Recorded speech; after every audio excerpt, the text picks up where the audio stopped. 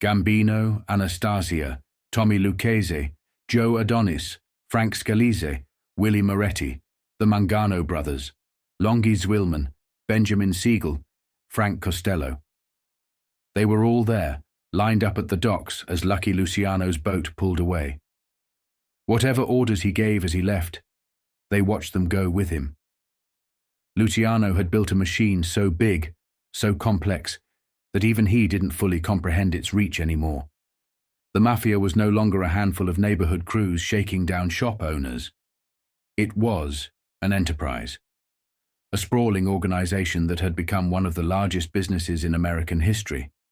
This was the Golden Age. America stood tall as the world's biggest superpower. The rest of the planet was still trying to piece itself together. Europe was a shell of itself, its old empires dwindling, its factories quiet. The British and the French were struggling. Germany was rebuilding from ruins. Meanwhile, America surged ahead. The Marshall Plan would pump billions into the continent. American goods, refrigerators, car parts, aviation equipment, TVs flowed across the Atlantic. The Ford Motor Company became an unstoppable force, planting factories across Europe and dominating global markets. It was a time of prosperity, a moment when America felt invincible. Its unions grew stronger, creating a middle class that would define the 50s, 60s, and 70s. This new middle class could make or break a president. They read newspapers, went on vacation, kept up with the world. But that world was about to shift. As Luciano's boat disappeared from view, the men on the dock had no idea how much would change. By the early 1950s, most of them would be gone, killed, retired, or behind bars. New names would rise, new bosses would claim their spots. And while the golden era of America roared to life, so did a quieter, darker era within the Mafia. As Luciano departed, Carlo Gambino and his inner circle tightened their grip. This was no longer an enterprise of outsiders. It was built on blood ties, men from Palermo, men with deep roots in the old country, making sure the family came first. Gambino had weathered countless internal wars and emerged as a man to watch. In Brooklyn and beyond, he started making moves. He picked a side, and he picked wisely, aligning himself with tough Tony Anastasia and cementing alliances that would define the next generation of the Mafia. In Detroit, with the help of Joe Adonis and Tommy Lucchese, Gambino secured valuable Ford Motor Company contracts. At that point, Ford was the biggest company in America, a powerhouse built by Henry Ford himself. Gambino always thought 10 moves ahead. He knew Luciano wouldn't stay in Sicily forever. So, he began putting away cash, building a war chest that would impress the boss when he came calling. He understood that when Luciano was finally thrown out of Cuba and returned to Sicily, the old boss would measure every man by one thing: loyalty and the money to prove it. Gambino also knew where to place his bets. He kept strong ties with Frank Costello, Tommy Lucchese, and Meyer Lansky. Lansky was thinking the same way. Lansky understood that the future was in motion, that Luciano would try to regain a foothold in Cuba, and if that failed, he'd be looking for options closer to home. So, Lansky laid the groundwork, connections in New Jersey, Massachusetts, and Pennsylvania. He had men like Russell Bufalino, Mike Miranda, and Nig Rosen in Philadelphia, and the backing of New York's biggest families. He trusted Joe Adonis, Frank Costello, and Tommy Lucchese, Joe Bonanno and Profaci. Not so much. Anastasia was a closer ally, but the Mangano brothers were making too much noise, too many moves that threatened to boil over. When the tensions came to a head after Luciano landed in Cuba, Anastasia pushed too hard, too fast, and Costello refused to back the Manganos. Gambino watched it all and waited. The cracks were spreading, and soon enough an opening would come. In that moment, he'd be ready. Italy in 1946 was a wreck. Bombed out buildings, starving kids, ration books, the whole place was still bleeding from the war. And into that mess came a boat named the SS Laura Keane, slipping into the port of Naples like any other. Nobody should have noticed. But when word got out that Charlie Lucky Luciano was aboard, the docks filled fast. Cops, reporters, rubberneckers. Everybody wanted to get a look. Officially, he was travelling under the name Salvatore Luciano. It was the name on the paperwork, but everyone knew who he was. The cops boarded the ship, acted like they weren't there for him, and went through the usual drill. 15 other deportees, a couple of American girls. Then it was Charlie's turn. "The whole goddamn rigmarole took 2 hours," Charlie would say later. "They're yelling, spitting, fighting. 25 guys all trying to out-authority each other." Eventually, a familiar face showed up. Murray Weinstein, a New York cop who had grown close to Charlie during the voyage. He pulled him aside. "Charlie, we've got a problem." That "we" meant something. It meant Murray saw him as more than a deportee. He told Charlie the real reason things were moving slowly. Orders from Rome. Luciano wasn't staying in Naples. He was being shipped back to his birthplace, Le Carafridi, a dusty hill town in the middle of nowhere. "I flipped," Charlie said. "I yelled, 'You mean I gotta live in Le Carafridi? I did my time. I'm supposed to be free. Who the hell is doing this to me?'" Weinstein leveled with him. The order had come from Washington, from the head of the U.S. Narcotics Bureau, Harry Anslinger, or Asslinger, as Charlie always called him. "They think you got yourself deported just to run drugs from this side of the ocean." That stung. Because Charlie, unlike Vito Genovese, didn't touch heroin. Still, the heat wasn't letting up. Murray calmed him down, told him the Italians were just following American orders. Rome took its marching orders from Washington now. "America won the war," he said. "What they want, they get. Just ride it out." Charlie didn't have a choice. He tried to slip Murray a few grand for his help. Murray refused. Then came the next slap. He was taken below deck, into the same cabin where they'd held a farewell party. It still looked like it had been hit by a hurricane. A uniformed official with a chest full of ribbons told him gently they had to lock him up, temporarily. "We'll take you to a place that's more like a hotel than a jail, just with bars on the windows." Charlie sat there stunned. "It was like getting whacked with a baseball bat," he said. "All someone had to do was sign one paper to send me to Palermo. They told me it'd take 6 weeks. I damn near lost it." The cop didn't flinch. "Signor Luciano," he said, arms out like a priest giving a blessing. "Welcome to Italy." That line stuck with him. Because in that moment, Charlie realized something. This wasn't America. He couldn't snap his fingers here. He'd have to play the long game. And then, just like that, the pressure lifted. No explanation. The next morning, 2 officers walked him out. No cuffs, first-class train ticket to Palermo. And when he got there, it was like walking into a different movie. The Sicilian cops weren't acting like jailers. They were acting like hosts. The captain of the Questura looked him in the eye. "To us," he said, "you are a man returning to his place of birth. Perhaps soon we can even allow you some freedom of movement if we can agree on a few things." Charlie didn't need it spelled out. These weren't Genoa bureaucrats.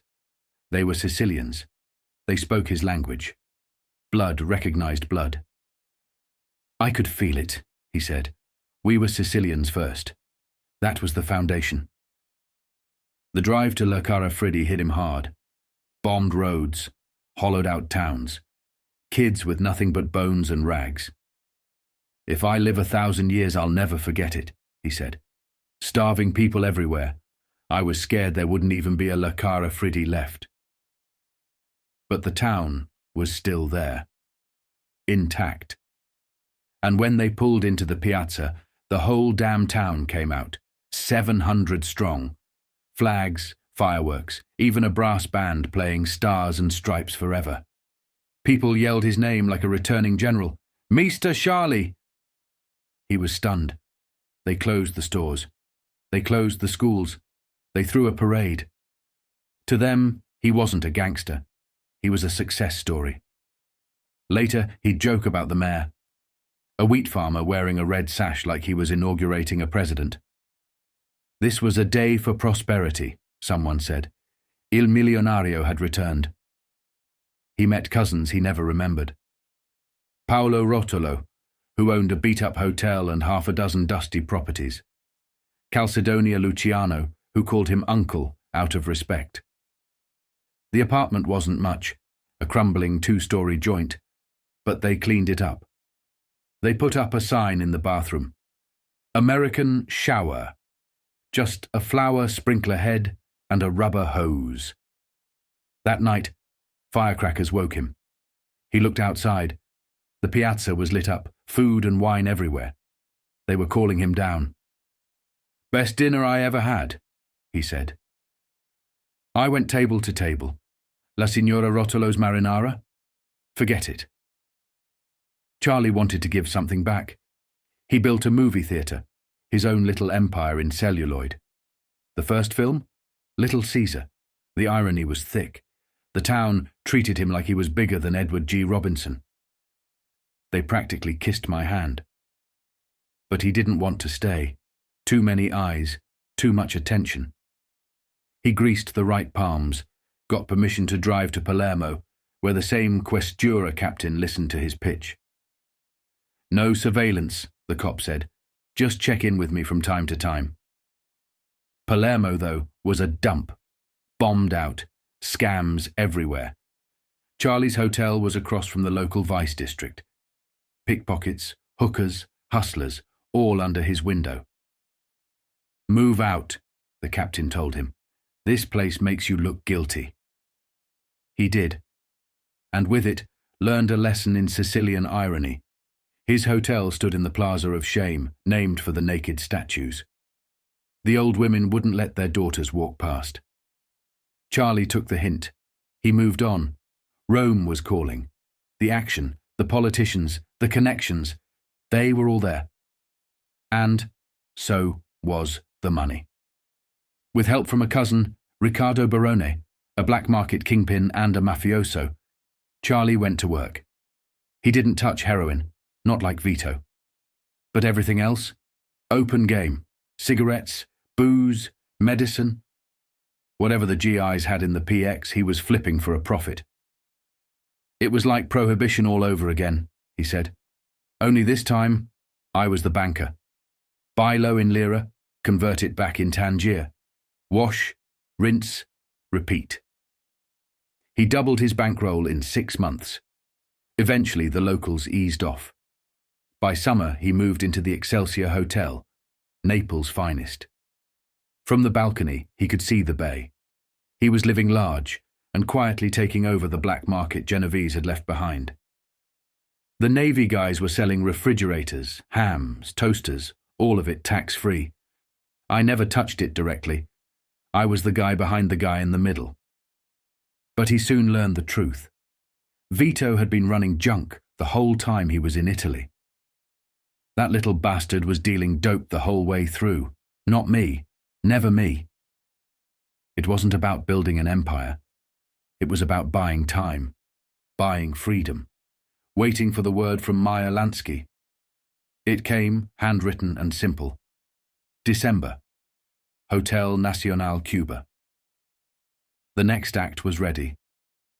Carlo Gambino was already looking toward the end of the year, weighing every move.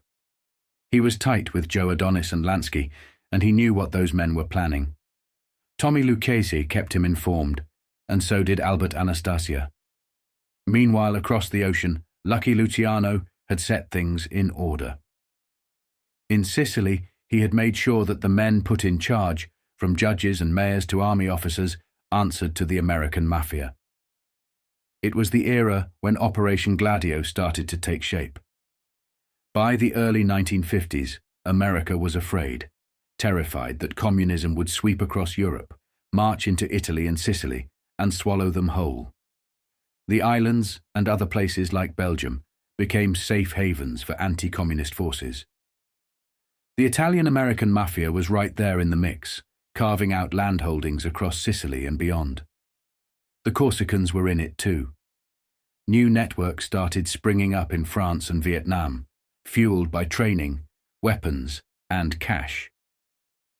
Organized crime, especially the New Orleans families, shipped guns and ammo, stashing hundreds of thousands of guns across Sicily, Italy, Belgium, and France. It was enough to supply a small army. But Luciano didn't just want Europe. He wanted America.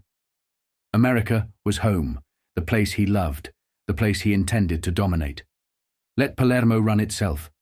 Italy was too unstable. In Italy, leaders weren't just elected at the polls. They were gunned down in the streets. They needed men like Luciano to balance the scales. Gambino watched it all. He knew the boss was making moves. New territories were being reshaped, and new bosses were rising. When Silver Dollar Sam was forced out of New Orleans, he chose Carlos Marcello as his successor. But the choice came with a price. Before making the call, Sam met with every major syndicate across the country, sounding out the bosses. He didn't just ask who should run New Orleans. He asked who could manage the connections, the logistics, and the money between New Orleans and New York.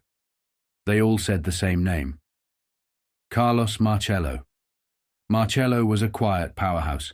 He inherited Silver Dollar Sam's empire, kept it within the family, and then started extending its reach. He used the United Fruit Company as a conduit, sending shipments from New Orleans to Boston, New York, Pennsylvania, every corner of the country. The lines between New Orleans, the New York Mafia, the Chicago outfit, the Pennsylvania families, and the New Jersey crews started to blur. Luciano watched every move. He gave his nod to Marcello, making him boss. In Havana, handshakes were exchanged. New alliances were sealed. A new era of organized crime was taking shape, one that would echo across the globe and land right back in New York. Gambino knew it. He felt the shift. Whatever happened in Cuba would define the years to come. So he started to shore up his businesses, balance the books, and get ready for the meeting he knew was coming. He would have to sit across from Luciano and account for every dollar, every piece of the empire he'd built. Gambino knew the rules. You came to the table with clean hands and open books, and the boss would respect you for it. Because that was Luciano, a businessman first. Not a tyrant, not a kingpin. Never one to take more than he was owed. Always a partner, never just a boss.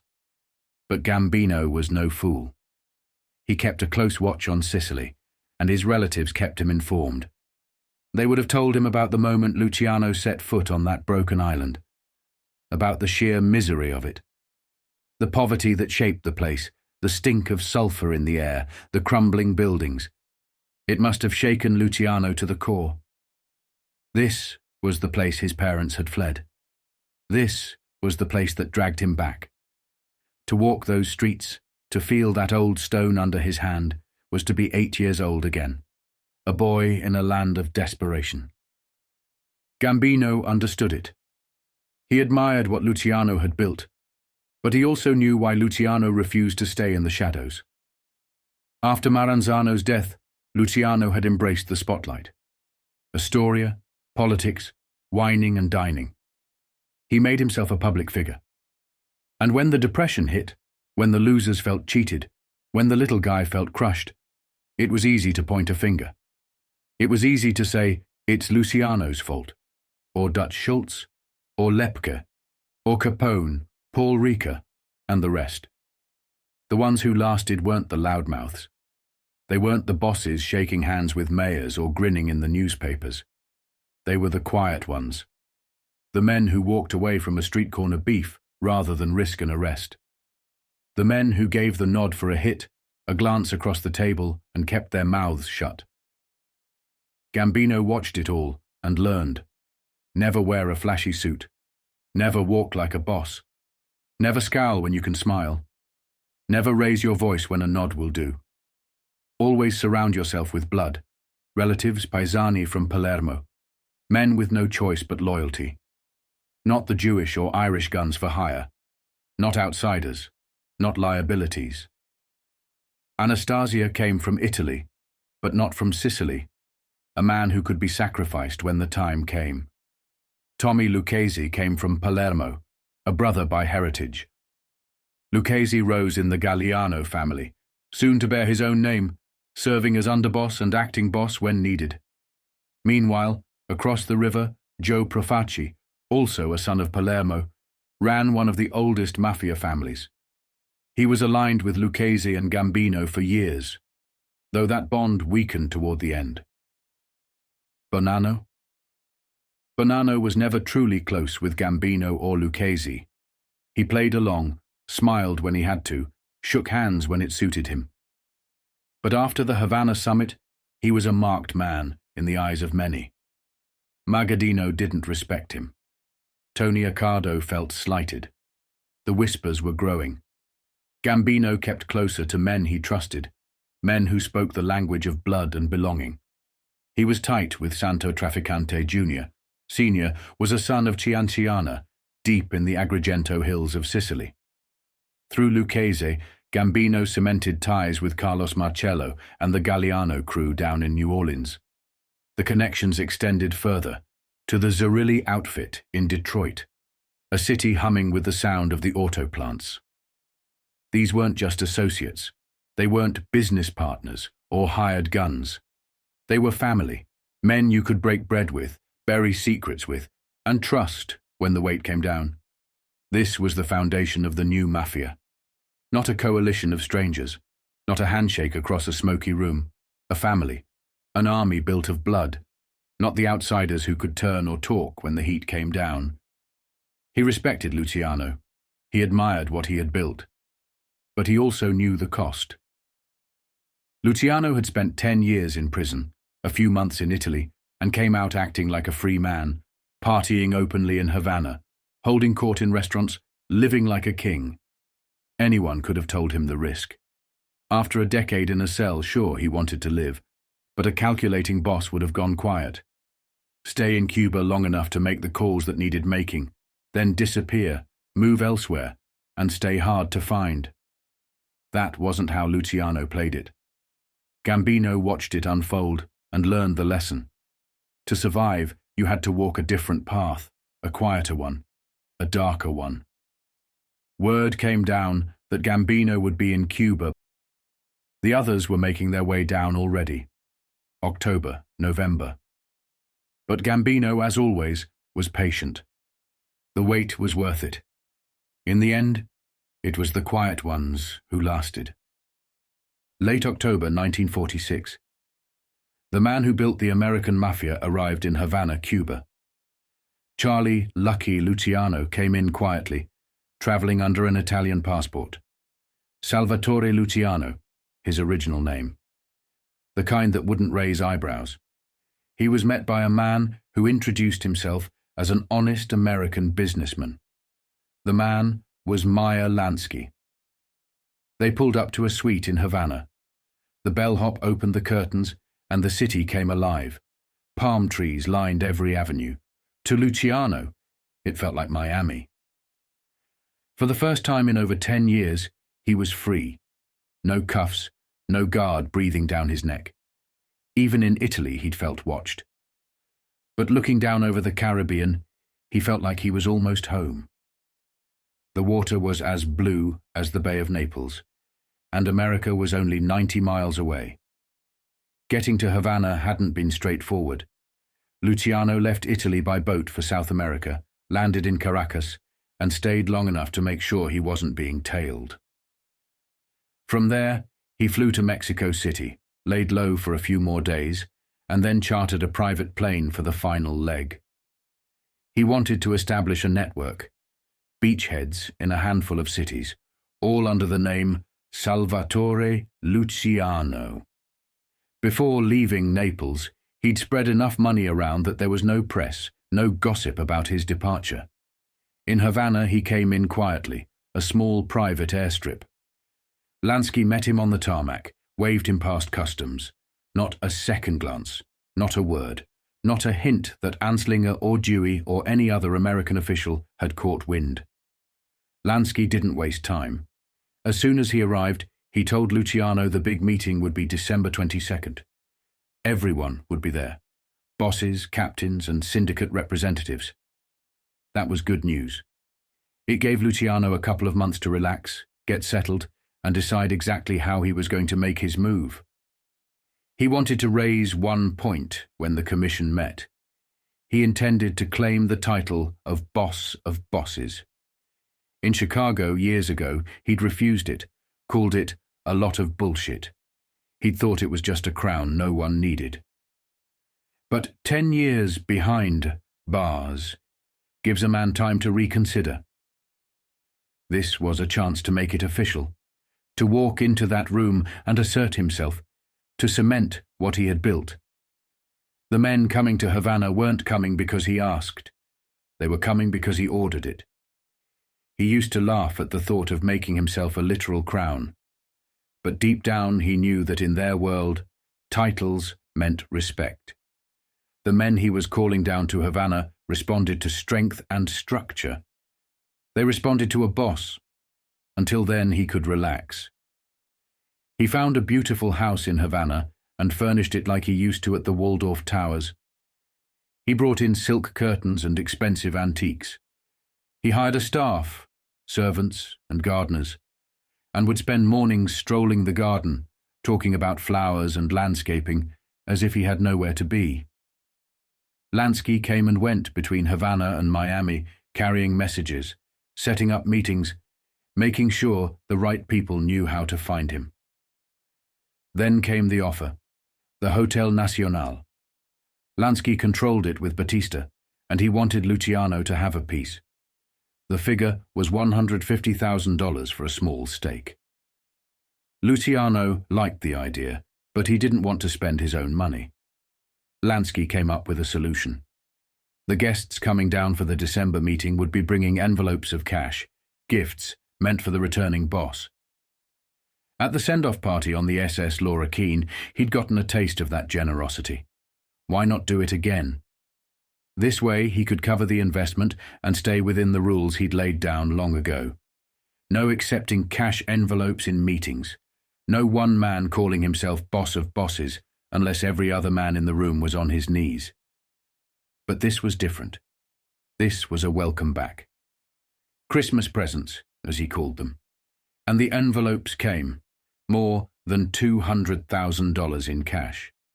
Enough to buy into the Hotel Nacional and cement his place in Havana. Meanwhile, another thought worked its way through Luciano's mind. Getting back to the States. Dewey was running for president in '48, and if he won, maybe, just maybe, Luciano could find a way home. The mob backed Dewey. The current administration had done too much damage. Its popularity was waning. Luciano was only 90 miles away now, closer than he had been in a decade. But that was for later. The big meeting was set for December. The bosses would come. The money would flow. The title he had refused all those years ago would soon be his for the taking. In order for Gambino to rise to the top, other families had to break apart. They had learned that lesson by watching the old wars, how Masseria and Maranzano tore each other apart until one was gone, and the other didn't even see the knife coming. The man across the table was the one who gave the order. The man beside him was the one who pulled the trigger. It was always from within. Gambino watched and learned. To rise, you didn't just wait for cracks. You planted the seeds. You watered them. And when the drought came, you set the match.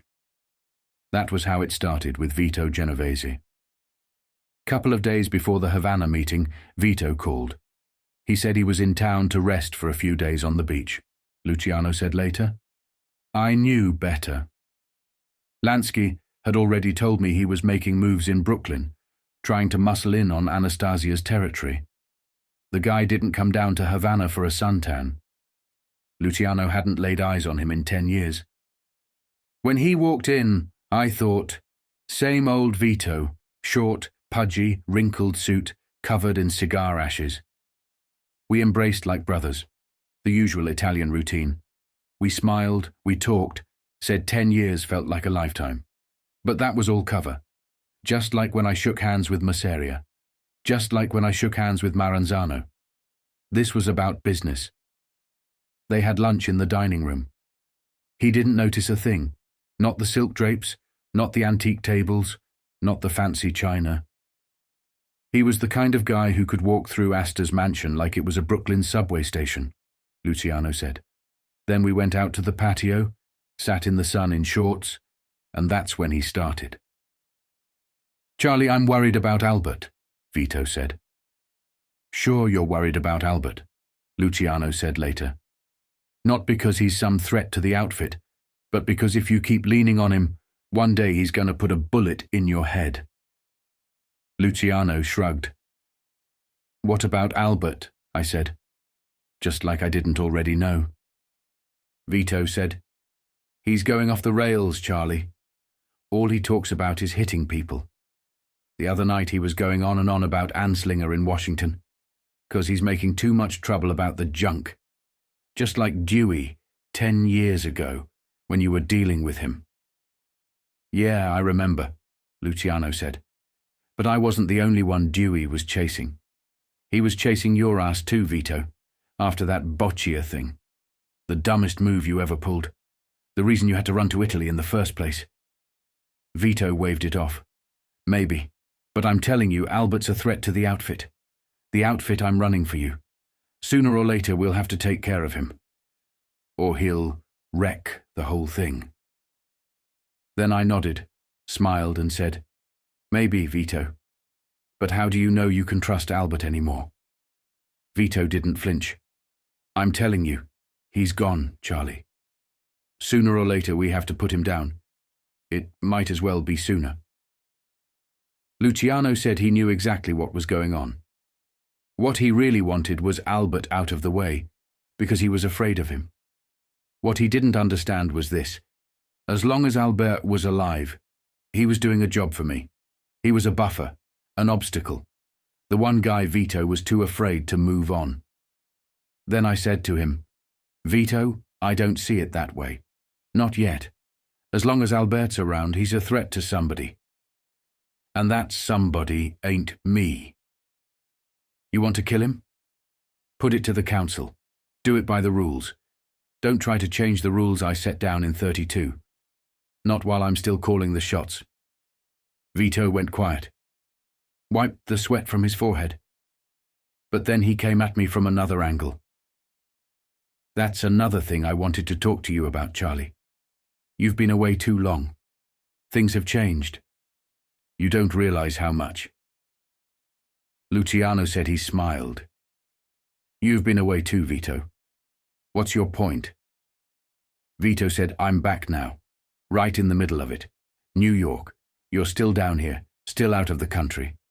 Things move fast every day and you're not in touch anymore. Luciano said he knew exactly where this was going. I watched him walk himself right to the edge. I didn't say a word, just kept looking at him, letting him bury himself. Then Vito came out with it. Here's what I'm thinking, Charlie. Maybe it's time you retired. Stay down here. Stay boss of bosses, the man who put this thing together, the man everybody respects. Let me run things day to day. You'll have all the money you'll ever need. You won't have to worry about getting back to New York.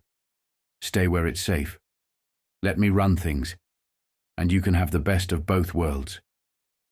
Luciano said later, that was it. The moment he put it on the table. The moment I knew what he came down for. The moment I knew he was dreaming of taking over for himself. Luciano smiled. I felt the heat rise in my chest. But I didn't flinch. Not for a second. I smiled like a teacher looking down at a slow student and said, Vito, you forget one thing. Back in Chicago, when I put this thing together, I refused the title. There is no boss of bosses unless I say so, and I don't. Not for you. Not for anyone. Not while I'm still calling the shots. So forget it. You work for me. I'm not in the mood to retire, and I don't want to hear this again. Not from you.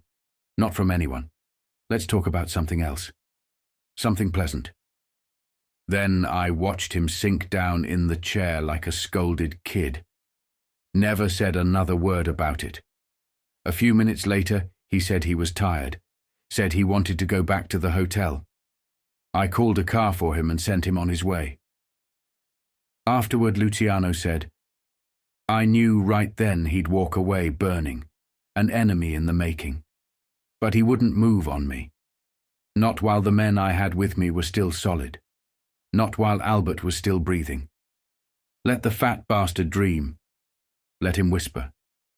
Let him scheme. All he could do was wait and pray, and he had no idea how close he came to getting choked right there on that patio. Luciano knew all about Vito. He watched as Genovese started inching into other bosses' territories. Vito wasn't the kind of man to stand still. He was one of the founding fathers of organized crime in New York, one of the men who had done the heavy lifting for Luciano. And he, sure as hell, wasn't about to settle for a second-tier role. Some leftover corner of New York with a few scraps to control. Not after all he'd sacrificed. By the time Gambino and the others came down to see him, Luciano understood one thing clearly. He needed every ally he could get. And Gambino was a logical choice. He was already rising fast, trusted by Tommy Lucchese, making serious money, and working hand-in-hand with tough Tony Anastasia. He had the docks, the unions, the connections, and a reputation that kept him in the room when others weren't. Gambino was quiet. He didn't strut. He didn't boast. He came across as meek, almost humble, a man who knew how to listen. To Luciano, that was worth more than bravado. It meant he could be shaped. It meant he could be trusted. Gambino didn't lie when he laid out his numbers. He kept the accounting clean. But he knew how to play the long game too. The Gambino family connections in Palermo, especially through Calogero Vizzini, gave him a bridge back to Sicily. If Luciano ever had to run, if he was forced back to the old country, he'd need men like that. Men rooted in both worlds. Men who could protect him. That was why Gambino was different. He kept one foot in New York and another in Palermo.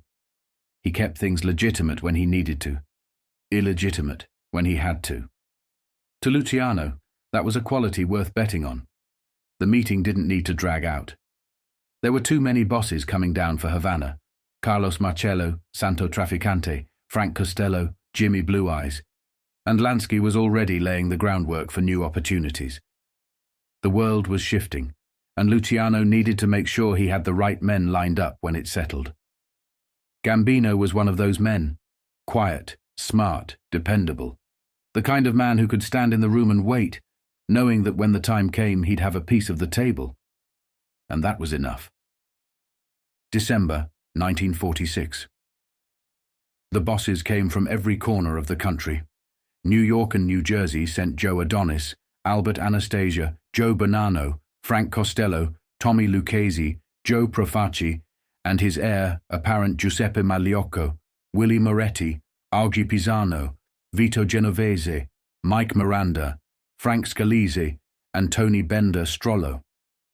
Stefano Magadino and the Upstate Crew, Russell Bufalino and the Sciandra family. Chicago sent Jake Guzik, Tony Accardo, and the Fischetti brothers, Charlie and Rocco. Al Capone's cousins and heirs. Capone himself was dying of syphilis in a Palm Island mansion. From New Orleans came Carlos Marcello. From Florida came Santo Trafficante Jr., a quiet, sharp operator Meyer Lansky, trusted like a brother. Detroit was represented by Joe Zerilli and Mo Dalitz, Cleveland by John Scalish, New Jersey by Longy Zwillman and Richie the Boot Boyardo. Charles Benaggio came from Kansas City, Jack Dragner from Los Angeles, the Ballistrieri family from Milwaukee, and Joe Stassi from Philadelphia. Then came the Jewish representatives, Kastel and Meyer Lansky. No votes, but at the table nonetheless. Sinatra flew down from New Jersey with Al Capone's cousins. He came to say hello, to pay respects. The kid had become a national idol. Frank was a good kid, Luciano said later. We were proud of him. When I was in Dannemora, the guys came to see me about him. They said he was a skinny kid from Hoboken, singing in clubs, doing Tommy Dorsey's band for $150 a week. They said he needed help, publicity, arrangements, clothes, music. It was about 50 to 60 grand. I said okay. Some of the fellas put up their own money too. We wanted to make him a star, and he came down to Havana to say thanks. People ask if I ever asked him to do anything illegal. Never. Not me, and not any of the people I knew. He came down, gave out a few gifts, a gold watch here and a cigarette case there. That was it. As far as I was concerned, Frank was number one okay. By the time the bosses arrived, the Hotel Nacional was locked down. No outsiders, no distractions. Everyone checked in, came to the villa, paid their respects, reaffirmed their loyalty, and acknowledged that Salvatore Luciano was still chairman of the board. Honestly, I felt a little embarrassed about it, Luciano said.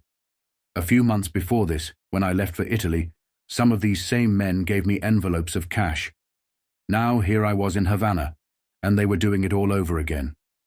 But Meyer put the word out that this was for a legitimate business, and I figured, what the hell? They owe me more than that. The envelopes came in, and Luciano used $150,000 to buy into the Hotel Nacional, making himself a partner in the casino operation. Then the meeting began. I opened by thanking everyone for accepting the invitation, Luciano said. I thanked them for the envelopes too. I explained why. I was back on the American side of the Atlantic. Legitimate now. And I used their gifts to buy into the National. The arrangements were fixed with the Cuban government for as long as I needed to stay. I told them I'd be running things from Havana under my right name, Salvatore Luciano. I asked them to call me that. Not Lucky, not Luciano. Not until things cooled down in New York and Washington. Then came the title. Even though I'd refused it in Chicago, I knew this time it was needed. So, I brought it up. Not too hard, not too soft, just enough for someone else to bite. Albert spoke first. He stood up, looked across the room at Vito and said, Charlie, pardon the interruption, but I want to say this in front of everybody. To me, you're the boss. Boss of bosses. Whatever you call it. And I want to know if anyone disagrees. The room went quiet. Nobody spoke. Nobody moved. That was the point. Let Vito swallow that silence. Let him understand.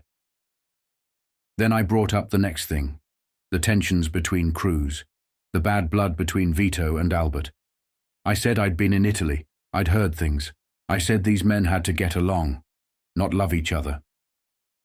That was too much to ask. But at least remember the old ways. Remember Masseria and Maranzano. Remember how greed, how jealousy, was the biggest threat to all of us. Then I pushed further. I said, jealousy of another man's action is our biggest enemy. We're making more money than ever before. Unless one of you wants to be a greedy pig. And I didn't look at Vito when I said it. There's enough for every one of us. We don't have to fight over $1 when we can make 10 together. Then I brought up the hard part. The junk. I said, get the hell out of the narcotics business. Forget it. Stay out of it. There's too much money everywhere else to risk it. You all remember when I was a punk, 19 years old, and I went away for the stuff. You remember when I got picked up in 2023 and it cost me a fortune? We're making money running things people want: gambling, booze, cigarettes. We gave people what the government wouldn't. We kept the cash moving. We kept the wheels turning. You can bet the politicians we paid put that money right back into the economy. We weren't burying it in some bank account. We weren't stashing it away. We were making America richer every day. So why risk it? Why risk bringing down Anslinger and every Fed in Washington? Stay out of the junk, or at least keep me out of it.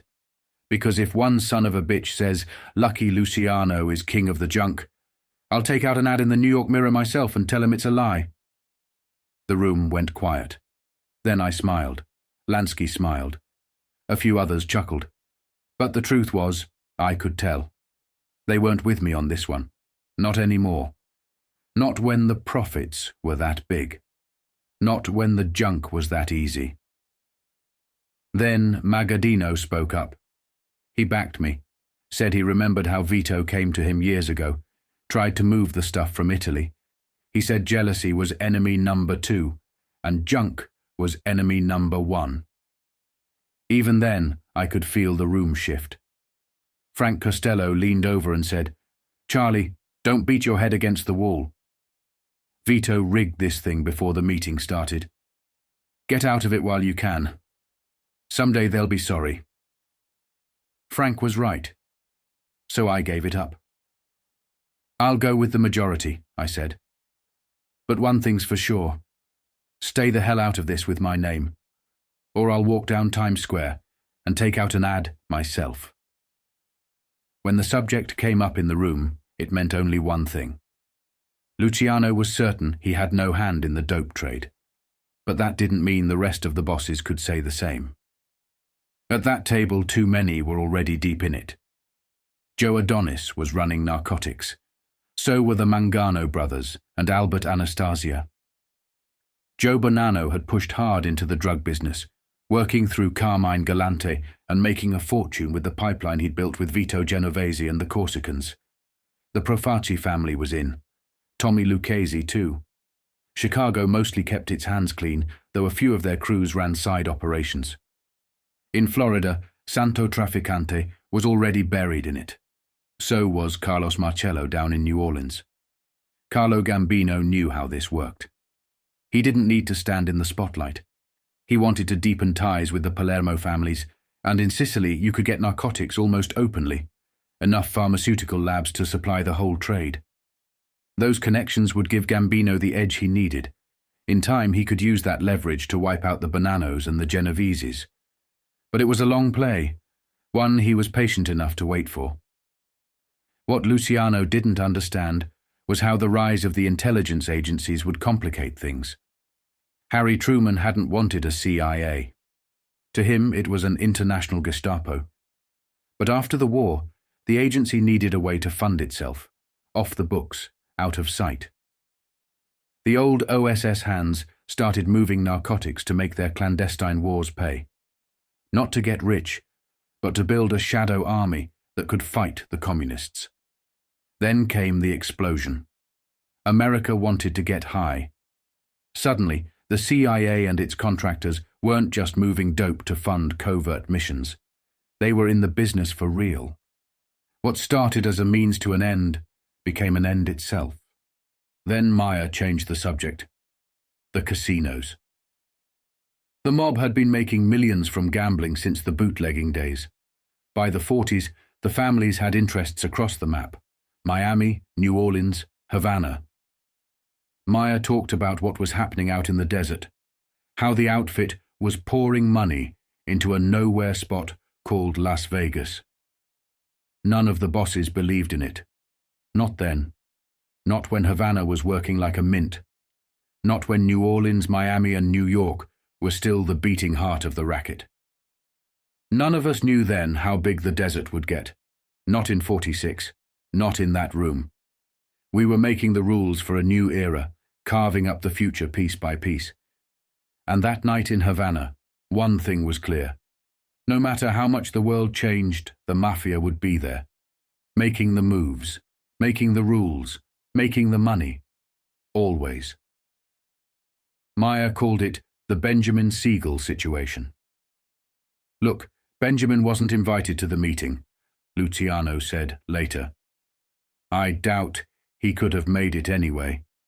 He was too busy with the Christmas opening of the Flamingo in Vegas. Meyer called the place a little sleazy oasis in the desert. In '46, that's all it was.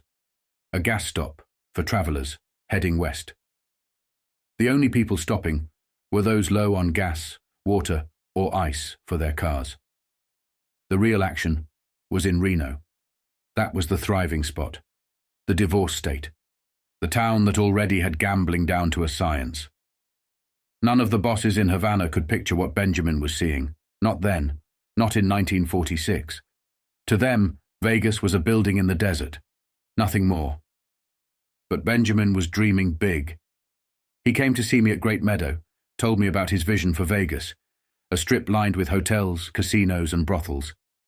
He said it was going to be the biggest thing in America. Benjamin called the place the Flamingo. He liked the name because he used to watch the pink flamingos down in Florida when he was running the racetrack. To him, it meant luck. And he went after it hard. He brought in Virginia Hill, his dream girl, and started pouring money into the project. The plan was to build more than a gambling hall.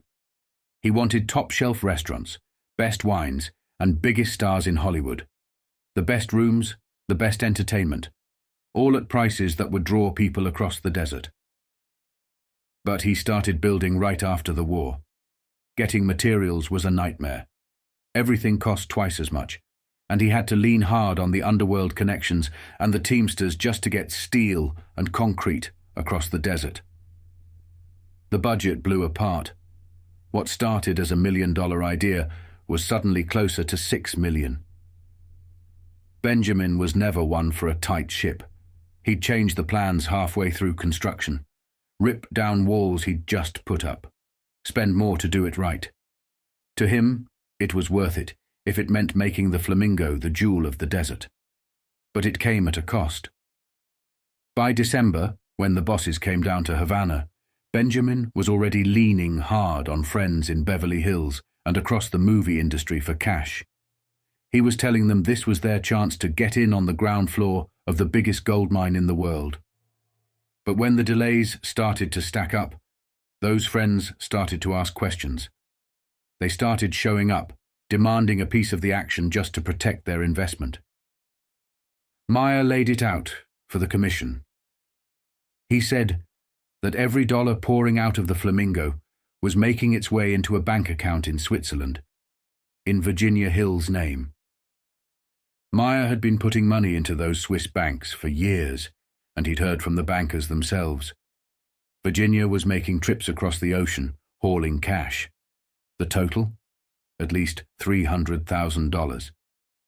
As Meyer explained it, the room went quiet. Everyone knew what it meant. Benjamin was skimming from the build, maybe even planning to skip town when the whole thing went belly up. Then one of the bosses asked the question, "What do we do with Benjamin?" Meyer didn't flinch. "There's only one thing you do with a thief who steals from friends. Benny has to be hit." The room didn't debate long. The vote was unanimous. The contract was given to the Fischetti brothers in Chicago, and they said they'd be in touch with Jack Dragner on the coast. Then Meyer stood up one last time. He said, "We don't have to do this right now. Let him open the Flamingo. If it's a success, we can make him pay every dollar back. But if it's a flop, well, that'll be the end of him." Benjamin had been a valuable guy for a long time, almost from the beginning. None of us wanted to bury him unless we had to. So, we gave him one last chance. Before I came down to Havana, Meyer had talked to friends in show business. They told him the week between Christmas and New Year's was death for entertainment. Nobody came out to gamble. Nobody came out for shows. It was a graveyard for any opening. After the meeting, the bosses tried to forget about it for a night. The wives and girlfriends came down and the party went on like it always did. Champagne, music, Sinatra singing for friends. The whole thing kept out of the papers. In Havana, the press knew their place. The government would kill a license if you crossed the line. 4 days later, Meyer pulled me aside. "The weather in Vegas is bad, Charlie.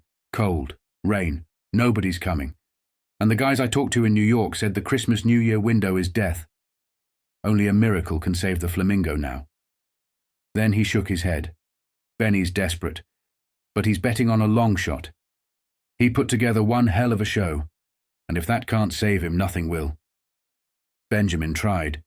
He brought in Xavier Cugat, George Raft, Jimmy Durante, every big name he could book. But it didn't matter. The Flamingo opened to empty rooms and quiet tables. As the news came down to Havana, the room turned ugly. The bosses yelled, cursed, slammed fists. They wanted the contract executed right then. Meyer was the one trying to calm them down. "Wait," he said. "If Benjamin's name is still on the hotel, we can fix it. We can have lawyers move in, take the hotel into receivership, and scoop it up for pennies on the dollar. We can save ourselves the losses and make the place work." Even then, some of the bosses refused to believe in the desert. To them, it was still a hole you threw money into. But Meyer pushed hard. "Give it a chance," he said. "With the right changes, we can make this place work. Let me fix it. Let me close it down for a few weeks. Let the new money come in and give it a second chance. Let's put this place in shape for the long run." In the end, the council agreed. The Flamingo would shut down in mid-January and come back with new backing, new management, new cash, new muscle. As for Benjamin, he was a dead man walking. We kept an eye on him, and he kept a smile on his face. But deep down, we all knew the score. The Flamingo would rise, but Benjamin Siegel wouldn't be around long enough to see it. The mood was dark. The whole room was drained. The Flamingo mess had taken its toll, and by the time the night was winding down, it was after 4 in the morning. Nobody felt like talking anymore. That's when Genovese made his move. "As I was about to leave," Luciano said later, "Vito stopped me. He said he wanted a private word. So I went upstairs with him. We didn't say a thing until he closed the door. Then he turned to me and said, 'Charlie, I want half of Italy.' I looked at him like he was out of his mind. I said, 'Vito, what the fuck are you talking about?' He said, 'I set up that whole thing over there. The black market, the truck lines into Germany, all of it. You were working it before you came down here. It's still making money. And when you go back to Italy, and you will because the word is out, I want half. By rights, it's mine. You're nuts, Vito. I ain't going back. I'm staying right here in Cuba.' Vito said, 'That's not what I'm hearing, Charlie. Washington knows you're here. They're putting the screws to Cuba to get you thrown out. Nobody can help you when the heat comes down. You're going back to Italy. And when you do, I want my peace. It's only right.' Luciano said later that was when it clicked. All those years he watched Genovese, he thought he knew him. But this was the first time he felt it plain as day. This fat little son of a bitch had been working angles, making moves. It was obsession with him, the same obsession Anslinger had, to take down Charlie Luciano. Then the yelling started. They were in each other's faces, cursing, barking. And Luciano said that was the moment when he snapped. I remembered every word he said about working hand in hand with the Nazis and the Italians, setting up pipelines when the rest of the world was at war. I lost it. I slammed him into the wall and started beating the shit out of him. Not in the face, I didn't want marks, but in the kidneys, in the gut. I dropped him to the floor, and when he went down I started kicking. I called him every name in the book. A shit, a son of a bitch, a dirty Neapolitan louse. Even called him a traitor to his own country. Vito was a tough little prick, but he went down. He stayed down. Then it hit him. He might have gone too far. He went down the hall, got Albert, brought him back, and called in a Dr. Meyer trusted, a guy who knew how to patch up a beating and keep his mouth shut. Vito had 3 broken ribs, a fractured left arm, and bruises all over. Against every rule Luciano had set, he'd laid hands on a guest. Against every rule he lived by, he beat one of his own men within an inch of his life. The next morning he went to Meyer. Meyer handled the doctor, put out the word that Genovese was down with a bad flu and needed rest. No visitors, just fruit, flowers, and get-well cards. What I did was serious, Luciano said later. Vito could have tried to call a table, tried to have me clipped for it, but I wasn't worried. Not for a second. Nobody was going to believe him. We made sure the doctor said he slipped in the bathtub. And who the fuck would have taken him seriously? Not when it came down to a guy like him versus a guy like me. Then, before putting Genovese on the plane, Luciano pulled him close. I said to him, Vito, if you ever tell anybody about this, I'll walk into New York myself if I have to. Stand in the middle of the fucking street, put a gun to your head, and blow your fucking brains out. You won't get it in the back like you like it, you Neapolitan prick. Genovese didn't say a word, never spoke of it, never came at him, never tried to make a move. But as long as that round piece of shit was alive, I knew none of us could rest easy, Luciano said later. He had angles we didn't know about. All we could do was wait and watch until the day came when it was time to bury him for good. 1946 came to an end, and Carlo Gambino felt it in the air. The structure of organized crime was shifting. The old guard still held the top spots, the Mangano brothers, Joe Adonis, Albert Anastasia, bosses and underbosses who had shaped the syndicate for a generation. Gambino had worked under these men for years, and they trusted him. They knew he was sharp, disciplined, an earner. What started as a soldier's role had evolved. By now, Gambino was no longer a student of the game. He was a boss in every sense of the word.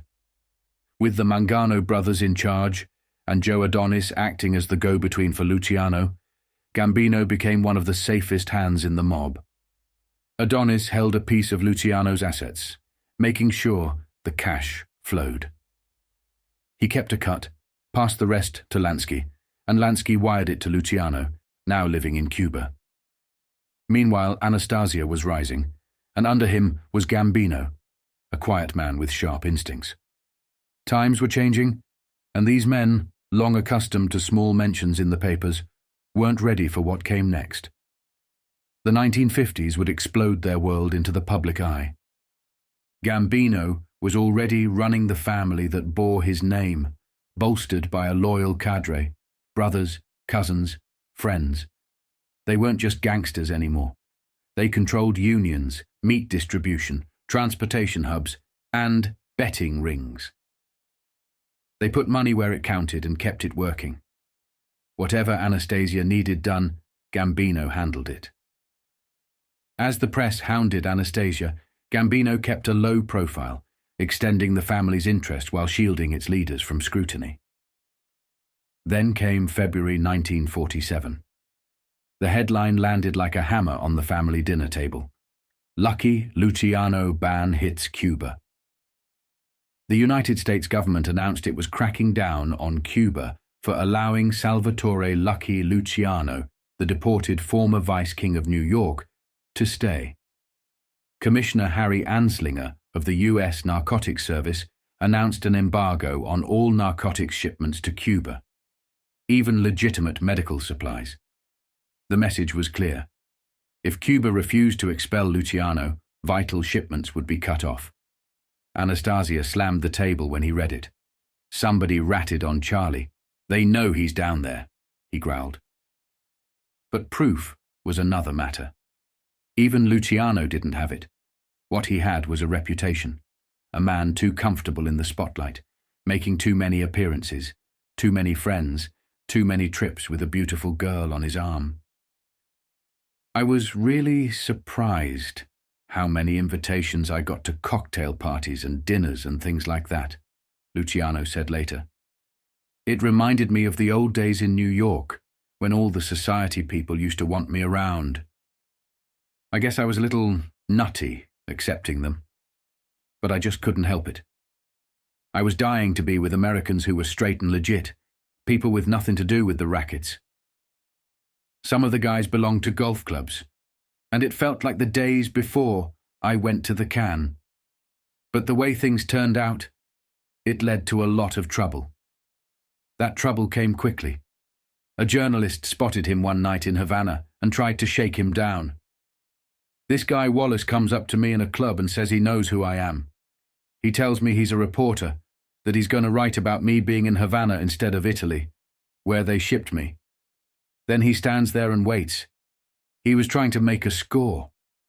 I had a couple of my guys throw him out, and I guess they were a little rough.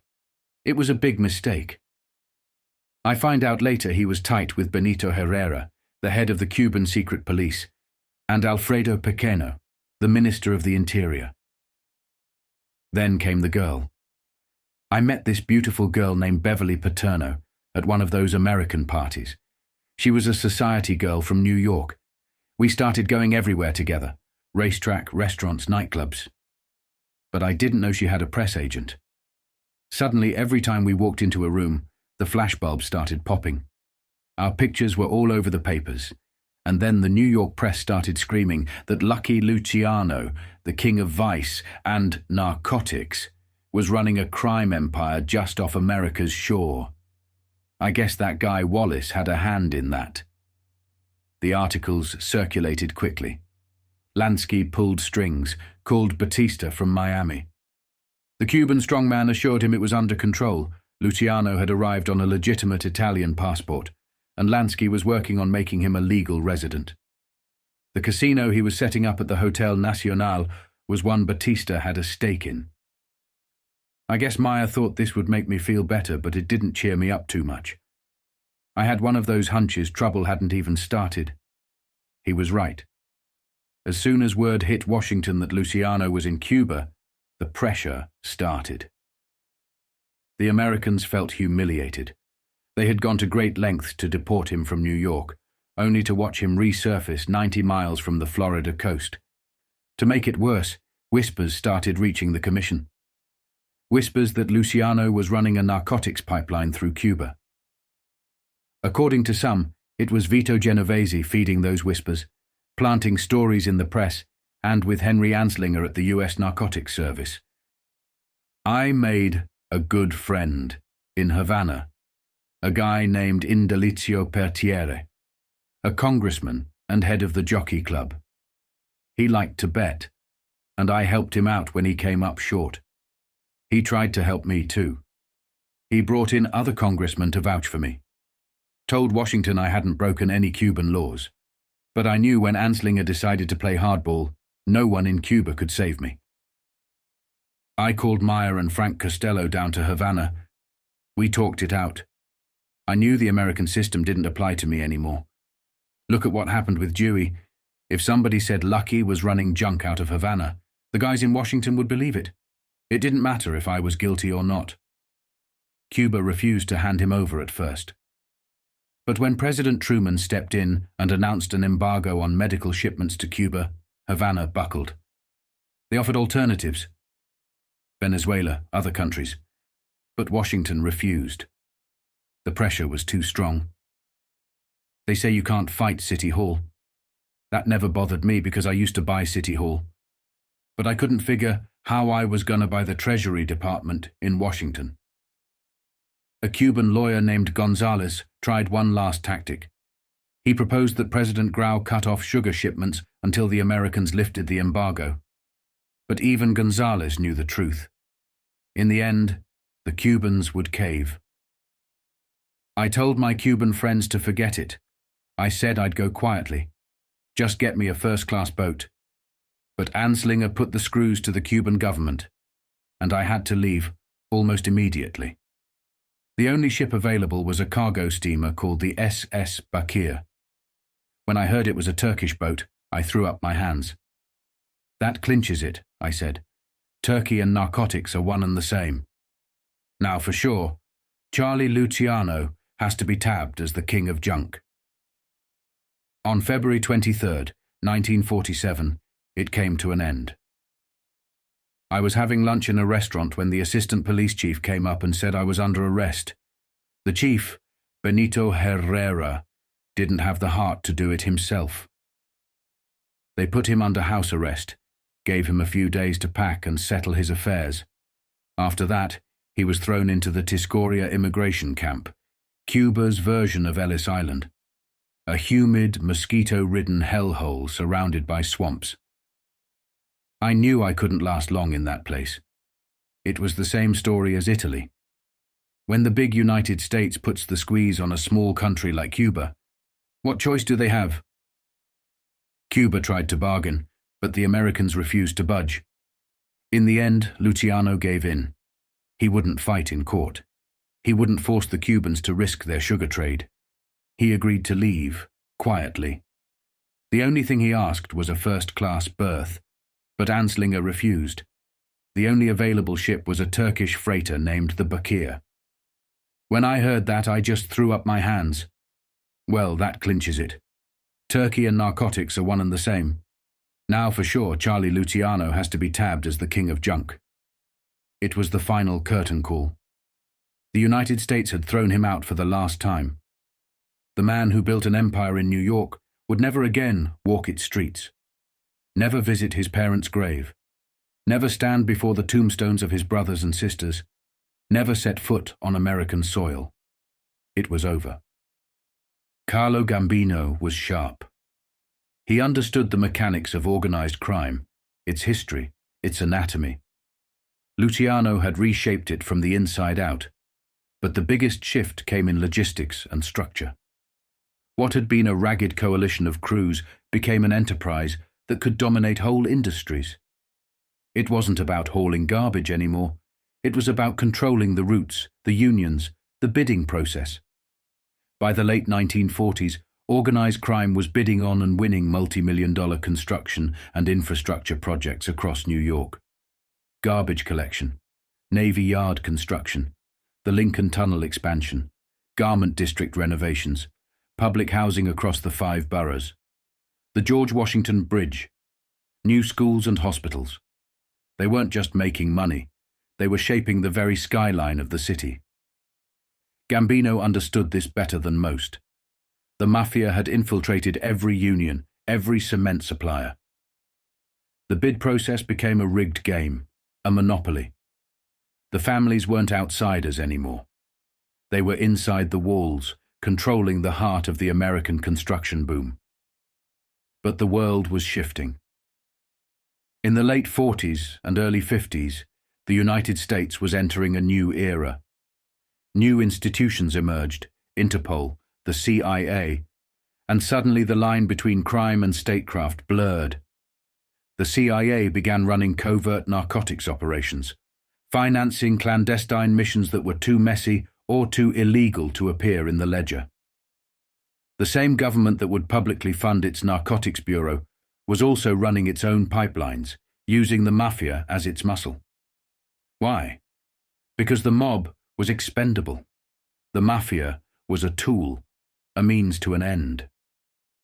The CIA and other federal agencies knew that after Prohibition, the mob had grown too wealthy, too bold. They weren't going to make that mistake with narcotics. They would use the mob to move the dope and break their own rules, then crack down when the time came.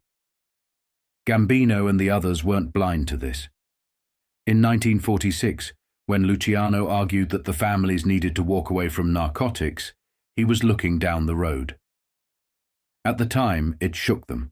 The families were making fortunes from the heroin pipeline. But Luciano had a point. The big money, the generational money, wasn't in the dope. It was in legitimacy, in construction, in waste hauling, in controlling unions. The America that was rising in the 50s was a land of highways and skyscrapers, airports and bridges, ports and hospitals. The Mafia was poised to dominate it, if only they could let go of the drugs. But most didn't listen. The New Orleans faction, led by Santo Trafficante and the families in New York and New Jersey, Genovese, Lucchese, Galante, refused to walk away. The money was too easy. The dope came in through Havana, through Palermo, through the Caribbean. It landed in New York, New Jersey, and Philadelphia. At first it was low risk and highly profitable. Gambino was wary, but he had connections in Sicily and Palermo. The Sicilian link became vital. Against his better judgment, he started to use it. Gambino drew a line. He wouldn't touch the dope himself, and he wouldn't run it directly. He brought in outsiders and kept family members one step removed. But the profits came pouring in. The 50s gave way to the 60s, and soon the numbers weren't in the millions anymore. They were in the billions. The Mafia's narcotics pipeline became an unstoppable force. But by then the game had changed again. The black and Latino neighborhoods of America became the biggest market for heroin and cocaine. The Sicilians and the old bosses acted like it didn't matter. Those weren't their neighborhoods. But this was about more than money. The drugs weren't just a commodity anymore. They became weapons, tools of control. The communities hit hardest. Black, Puerto Rican, Mexican were silenced and subdued. Too doped out to protest, too broken to resist. The taxpayers funded it, the government facilitated it, and organized crime profited from it. Gambino lived long enough to watch the whole thing evolve. The man who had built an empire from waste hauling, construction, and unions watched as the biggest threat to the mob's future came not from the federal government or rival families, but from the very drug trade he had tried to contain. The Sicilians and the cartels from Colombia and Mexico would take the throne. They controlled the source and shaped the future of organized crime. In the end, the big money for the Mafia wasn't narcotics. It was cement, steel, construction, transportation, things that shaped America itself. But the drugs shaped America too, in darker ways. They rotted its neighborhoods, fueled its prisons, and lined the pockets of corrupt politicians and cops. The Mafia started it, the CIA learned from it, and in the end, it was America itself that paid the price. Gambino knew it from the start, but knowing it didn't mean he could stop it. Not when the money came that fast. Not when every door that opened in New York came with a handshake and a kickback. Not when every boss believed that somehow he could ride the wave and walk away clean. In the end, no one did. Between 1946 and 1950, more than 30 illegal gambling joints operated openly along the Dade-Broward line. Club Bohème, run by local impresario Albert Papa Boucher, drew patrons with its glamour and floor shows. Up the road, the Green Acres offered brutal high-stakes craps games, New York style, rough and direct. Lansky held interests in almost every room that spun a wheel or shook a pair of dice. His brother, Jake, acted as the front man for the Broward operation. Meanwhile, Sheriff Walter Clark, re-elected on a live and let live platform, kept the heat off. Under his watch, Broward boasted one of the lowest crime rates of any resort county in the nation, even as illegal casinos funneled cash straight into city coffers. The payoff was too big to fail. According to Joseph Varron, soon-to-be Hallandale's city attorney, every registered voter, just a few hundred in those years, received $35 each year, roughly a week's pay. Farmers sold their produce to casino restaurants at premium prices, and jobs abounded. The Colonial Inn kept a meticulous paper trail of its largesse. Letters on official city stationery, signed by Mayor H.C. Schwartz, were found later, recommending hires for the season. The correspondence included thank-you notes from local police and even Sheriff Clark himself, acknowledging gifts and expressing appreciation for the stream of money the casinos brought to town. Local cops, upgraded from bicycles to squad cars, patrolled the parking lots and worked hand with the casinos. They watched the door and kept troublemakers out, especially uniformed personnel who might draw unwanted attention from federal authorities. Even the armored truck company that carried the night's earnings was owned by Sheriff Clark's brother. In Hallandale, every dollar circulated within the family. Behind the scenes, Lansky kept meticulous books. The lesson learned from Al Capone was simple and brutal. It didn't matter where the money came from, only that it was properly accounted for when it came to taxes. The Colonial Inn, under the sharp eye of accountant Ben C. Eisen, became a model of organized precision. Every deduction was justified. Even the costs of recruiting honest dealers, men vetted for loyalty and integrity, were claimed as expenses. Each night, after the doors closed, Meyer and Jake Lansky counted the take. The official records would show a modest profit. The rest, tens of thousands a night, went into the casino skim. Unreported cash that was as much a part of the operation as the roulette wheels. The top acts of the era, Joe E. Lewis, Sophie Tucker, Frank Sinatra, drank, sang and gambled for the mob, blurring the lines between performance and patronage. Joe E. Lewis was a favorite. Scarred from a brutal 1927 attack he refused to testify about, he became a sort of mascot for the era, living proof that loyalty could save a man's life. In Lansky's clubs, surrounded by mobsters, he played the wise-cracking veteran, a man at home with the whiskey, the cards, and the quiet threat of violence that hung in the air. Through it all, Lansky kept the machine humming. Calm, calculated, and quietly authoritative, he acted as the center of gravity for the sprawling enterprise. Frank Costello came to him for reassurances about their growing legitimacy. Lansky spoke openly of history, of the Astors and Vanderbilts, families who started in vice and rose to respectability. The mob could do the same, he argued. In late 1945, as Las Vegas began to emerge from its dusty beginnings, Benjamin Bugsy Siegel spotted the opportunity of a lifetime. After a successful investment in El Cortez, Siegel sank the profits into a bold new project, the Flamingo. Siegel and Lansky believed that Vegas could redefine gambling, making it luxurious, classy, and irresistible to the stars of Hollywood and the wealthy elite. But Siegel was already in deep trouble. The Flamingo bled money from the start. Construction costs surged from $1 million to $6 million. Siegel, distracted by his obsession with Virginia Hill, allowed the project to spiral out of control.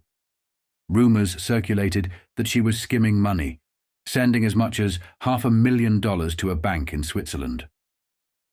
Lansky defended Siegel for as long as he could, but even he was starting to doubt his old friend. By December 1946, tensions boiled over. At the Havana conference, Luciano pulled Lansky aside and laid it out plain. Siegel was stealing from the syndicate, and both men knew it. The mob's patience was wearing thin. "Unless Bugsy turns that hotel into a success," Luciano said, "you know as well as I do he'll have to be shot." Lansky tried to save him. He pushed for an extension to finish the Flamingo, arguing that the payoff would justify the overrun. Against skepticism and growing anger, he kept Siegel alive a little longer. But by June 1947, Siegel had run out of rope. On the night of June 20th, in a rented Beverly Hills house, Benjamin Bugsy Siegel was gunned down. A .3030 rifle, aimed from a latticework across the room, blew Siegel apart where he sat. The man who had built an empire out of blood and gambling died in a storm of gunfire. A final, brutal message from the underworld. In the days that followed, speculation ran wild. Was it Lansky? Was it Luciano? Dragna? The Arizona mob? The truth was buried with Siegel, and every witness had a reason to stay silent. What remained was the Flamingo. Under Lansky and Gus Greenbaum, it became one of the most successful ventures in Las Vegas history. The seed of an empire that would define the American desert for decades. Siegel was gone, but the world he built would rise from the sand, making Lansky, Costello, and their syndicate richer and more powerful than ever. In the end, the lesson was simple.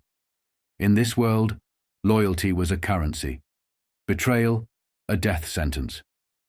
And if you aimed too high and lost control, the price was always the same.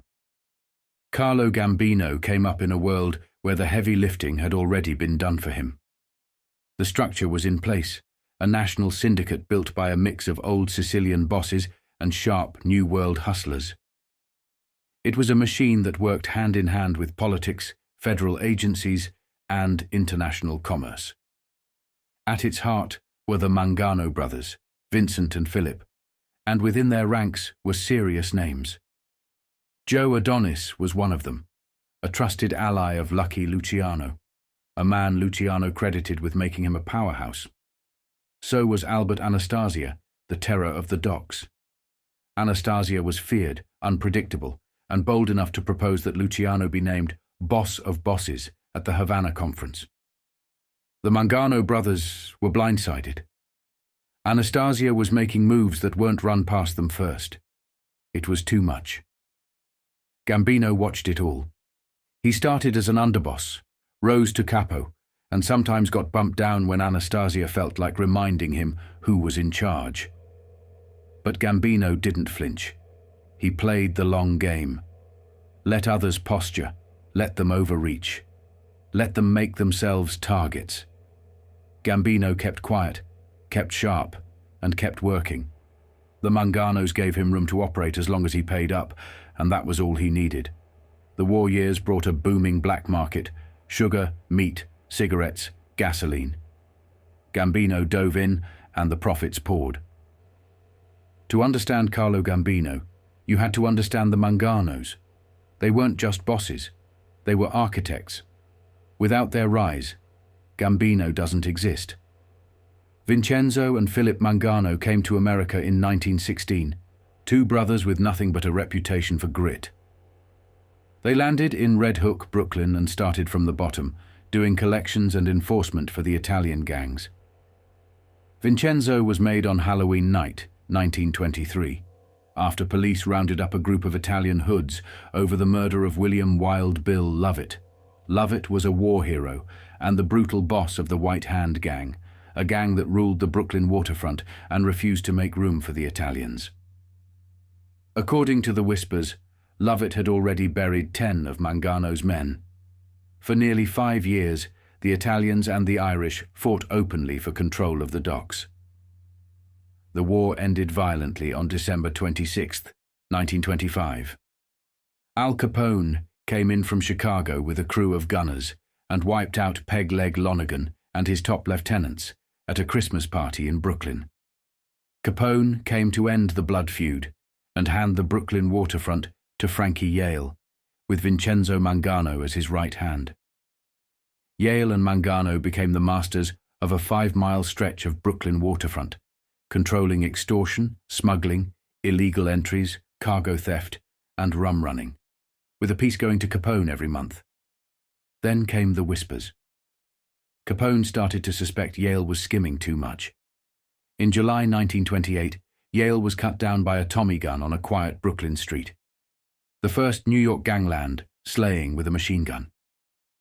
From then on, the Tommy became the weapon of choice. The Mangano brothers stepped into the vacuum.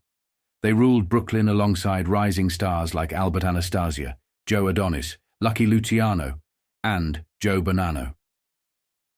Vincenzo extended his grip to Staten Island and handpicked a man to serve as vice president of the Longshoremen's Union. In 1931, after the bloody Castellamarese War, the Mafia reshaped itself. Salvatore Maranzano emerged as the boss of bosses and named Vincenzo Mangano as one of the 5 New York family heads. Mangano chose Anastasia as his underboss. But Maranzano didn't last long. Within 3 months, he was assassinated by a younger generation of leaders, men like Lucky Luciano, who refused to carry the old world title of boss of bosses. Luciano replaced it with a commission, a coalition of bosses who would govern the Mafia like a corporate board. Its job was to settle disputes and maintain order. The first chairman was Vincent Mangano. For the next 2 decades, the commission worked. Peace replaced the old cycle of blood and revenge. The families grew wealthy. The bosses acted like CEOs, and the guns largely stayed under the table. Carlo Gambino always kept an ear to the ground, especially in Palermo. When word came that Lucky Luciano was making moves after returning from the States, Gambino wanted details. What he heard surprised him. Even after years inside, Luciano was still the same. A man with a taste for women, a hunger that came right after a plate of food. I first set eyes on Igea before Christmas 1947, Luciano later said. Some moments stay with you forever. This was one of them. Igea Lissoni was 26, a rising star from Milan. Trained at La Scala, she gave up opera for the nightclubs that bubbled across post-war Italy. I was in a club in Rome. I spotted Igea and wanted to meet her. The owner brought her over, called me Signor Luciano. She froze and walked away. It never happened to me before. Never thought it could. Night after night, he came back. She refused. All my life I never needed anyone. Always another girl, another night. But this one, she was different. She wouldn't play the game. At first, I thought it was an act, but she was serious. Suddenly I was thinking about her every minute. Not like any broad before. Not like anyone. It took a year. By 1948, she was living with him. Not as a mistress, as a wife. I wanted to marry her, but we knew better. A kid with my name. Number, I couldn't do that to a child. I told her, and she understood. All she wanted was me. Not my money. Not my name. Just the man. With Igea came a new chapter. She changed me. Made me open up. Late-night talks about New York, the trials, the hits. She'd listen until she stopped me. Charlie, no more. No more tonight. No more ever. All I know is you love me more. And that was that. Through it all, he kept making moves. An ice cream man, he always was. So, when cousins came with a pitch for a candy factory in Palermo, he bit. I lent them money, took their word. They came back every few months, a few more boxes of chocolates, a new ask for cash. After a year, Igea pushed me to investigate. The factory was a sham, profits gone, equipment stripped, cousins living off my money. I came down hard, cornered one of them. The guy went pale, dropped to his knees, kissed my shoes, and begged for mercy. I thought about putting a knife to him, making an example, but I waved him away. Get out. Stay out, or I'll bury you. He put another cousin, Calcedonia, in charge. The man rebuilt the factory. It was making money when the Americans came calling, accusing me of using it for heroin shipments. The charges didn't stick, but the heat came down harder every year. Customs agents, Italian police, paparazzi, every doorknock felt like a warning. They raided my house, put me under house arrest, forcing me out of Rome and into the hills of Lercara Fridi. They tried to break me. What they didn't understand was that I had learned to wait, to work the angles, to send messages by wire and trust cousins and friends, to accept that I could run an empire from a quiet villa as long as I had Igea by my side. For him, the worst blow wasn't prison. It was missing the chance to stand godfather to Calcedonia's son. The cops came for me that morning, put me in a cell when I should have been at a church. But I found a way, a proxy to sign the papers, a link to a boy I promised to watch over. Be a doctor, I told the kid later. Make a good living, help people. Stay away from lawyers, stay away from the streets. On January 8th, 1949, the heat came down hard. U.S. customs agents in New York seized a shipment of pure opium worth $300,000 from the French liner Bastia. Without presenting a shred of evidence, an agent named Charles E. Wyatt dropped Lucky Luciano's name, and suddenly the most infamous gangster in Italy was a target again. Italian authorities began putting him under a microscope. They tailed every car he used and slapped an 8 o'clock curfew on him. To the authorities, it didn't matter that the link was based entirely on hearsay. All it took was one mention from a customs agent, and every old association was treated like a fresh charge. It started with a pimp from one of Luciano's old trials getting caught with narcotics. Then came the arrest of Vincent Trupia. Trupia fingered Ralph Ligori, a man who'd once been part of Luciano's New York circle, and suddenly the dragnet tightened. Even with no evidence beyond the word of a junk peddler looking to save himself, the suspicion fell squarely on Luciano. In reality, Luciano was nowhere near the action. But in 1949, that didn't matter. The Sicilian Mafia's deep involvement in the narcotics trade was enough for authorities to justify raiding his home and hauling him into Regina Coeli prison for 9 days of questioning. The arrest was based almost entirely on guilt by association. They turned over every corner of his apartment, read every letter, especially those from his brother Bartolo, and came up with nothing. A formal statement announced that no evidence of any wrongdoing had been found. Throughout the 9-day ordeal, Igea refused to leave the prison gates. Day after day, she kept vigil, confronting the authorities and demanding her husband's release. Rumors circulated about a fire inside the prison, and whispers that Luciano might have been connected, but none of it stuck. The Americans had no evidence, and after 9 days, Italian authorities had no choice but to release him. The Trupia affair was a warning and a reminder. Trupia had implicated Ligori, and Ligori's arrest had only deepened the scrutiny. What came out later was darker still. Trupia was later found dead on a Harlem street, executed on the orders of Vito Genovese. The contract was handed to Tony Bender. To Luciano, the message was clear. This was Vito's way of showing how easily he could set someone up. When Luciano was finally released, the first thing he did was embrace Igea. The moment was captured by photographers and splashed across newspapers. But for Luciano, it marked only the end of one chapter and the beginning of another. The authorities ordered him out of Rome and shipped him to La Cara Fridi. His plush Roman apartment was taken away, replaced by a modest house and an 8 p.m. curfew. Though he was offered a chance to run for mayor in La Cara Fridi, the local mayor suggesting the town could use an American businessman to help revive its sulfur mines. Luciano refused. Instead, he set about rebuilding his life and focusing on gaining permission to move to Palermo. Eventually, after months of petitions and negotiations, he and Igea were granted permission to settle at Villa Igea. Here, under surveillance and a strict curfew, Luciano began reshaping the contours of his life, looking for ways to maintain a measure of freedom, a piece of the old world he had lost. Carlo Gambino came to America with a hunger that was hard to explain. What he found was a world that dazzled him. The men who came from Sicily and Calabria, from Naples and the old Italian quarters of New York, weren't just making a living.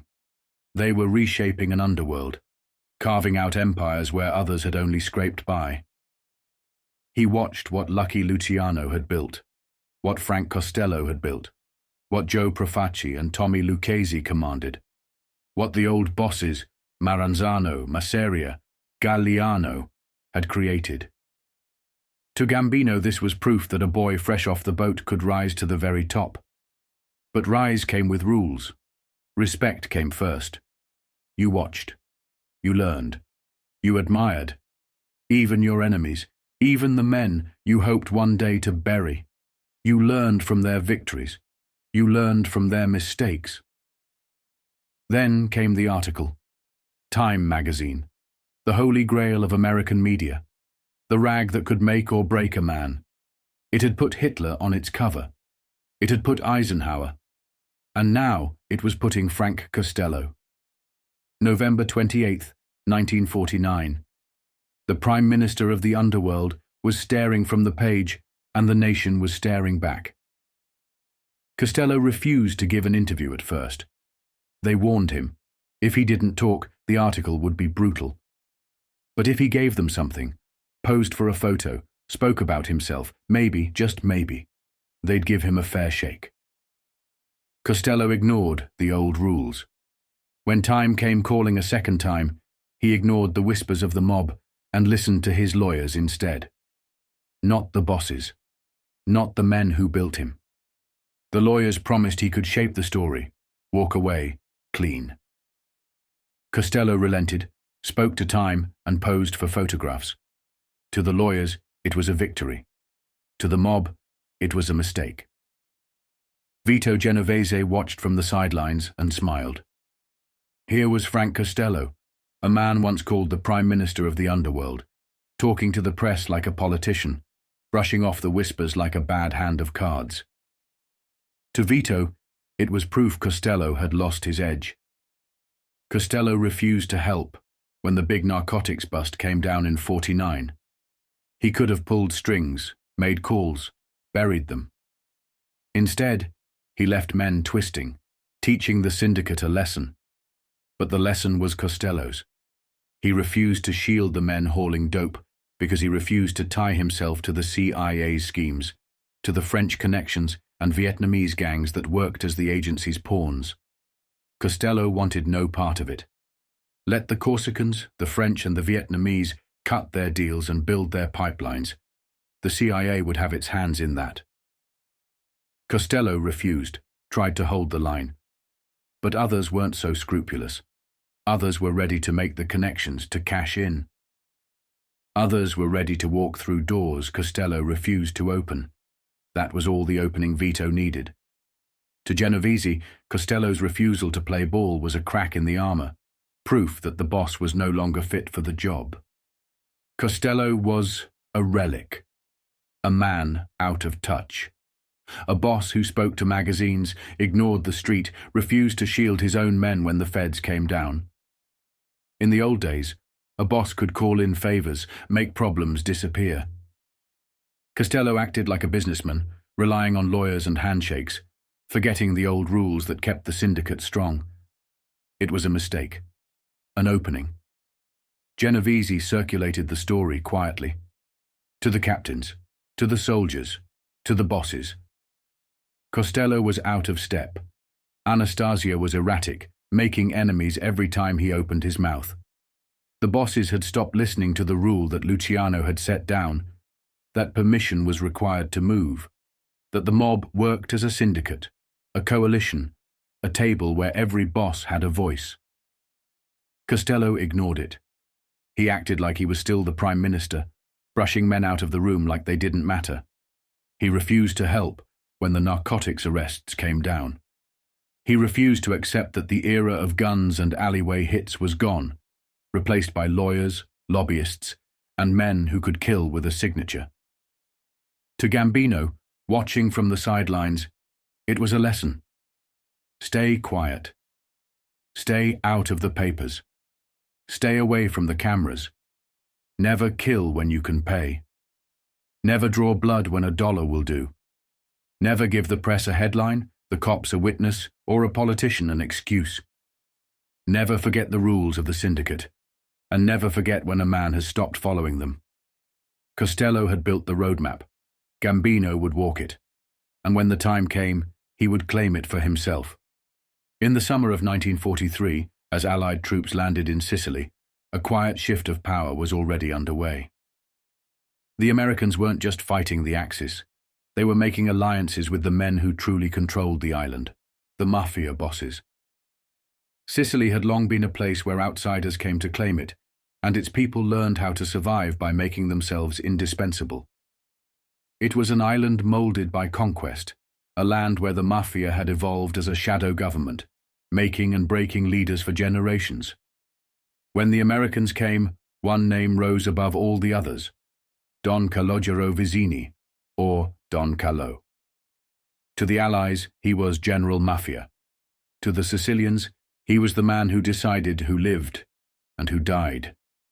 On July 14, 1943, 4 days after the first Allied troops came ashore, an American fighter swooped low over the town of Villalba. It dropped a package near the church.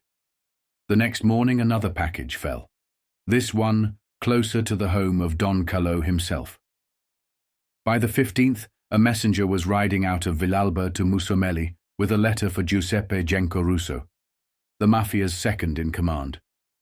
The message was in coded language. The Americans were coming, and Don Carlo was going to help. By the 20th, with the 7th Army still 30 miles away, a lone jeep tried to pick up the old boss. It got lost, came under Italian fire, and one of the Americans was killed. Later that day, 3 tanks rolled into Villalba and found him. An American officer emerged from the lead tank, speaking fluent Sicilian. The people watched as the soldier and the Mafia boss met. Don Carlo came out slowly, shirt sleeves rolled, suspenders hanging. He didn't say much. He didn't have to. His reputation spoke for itself. At 66, he was a thick-set man with a lizard's stare, a slight waddle, and a rare, unhurried voice. In Sicily, a boss didn't advertise himself. He didn't wear silk or jewel-studded rings. He wore plain shirt sleeves and gave few words, making sure every word landed like a hammer. Don Carlo had learned long ago that silence was its own form of command. That night, the Americans put him and his nephew, Damiano Lumia, in a tank and rolled out. By morning, the Italian defences at Camerata had dissolved. 2/3 of the garrison deserted, many of them approached in the dark by Mafia men. They were offered a way out, civilian clothes, a path home, a chance to forget the war and return to their families. By the end of the day, the Italian commander was captured by Mafia agents in Musomeli. Not a shot was fired. In the west, the war ended quietly. In the east, the British and Canadians were still fighting bloody battles for Etna. But in western Sicily, the Mafia had reshaped the invasion. The Americans gave Don Carlo the credit he wanted and needed.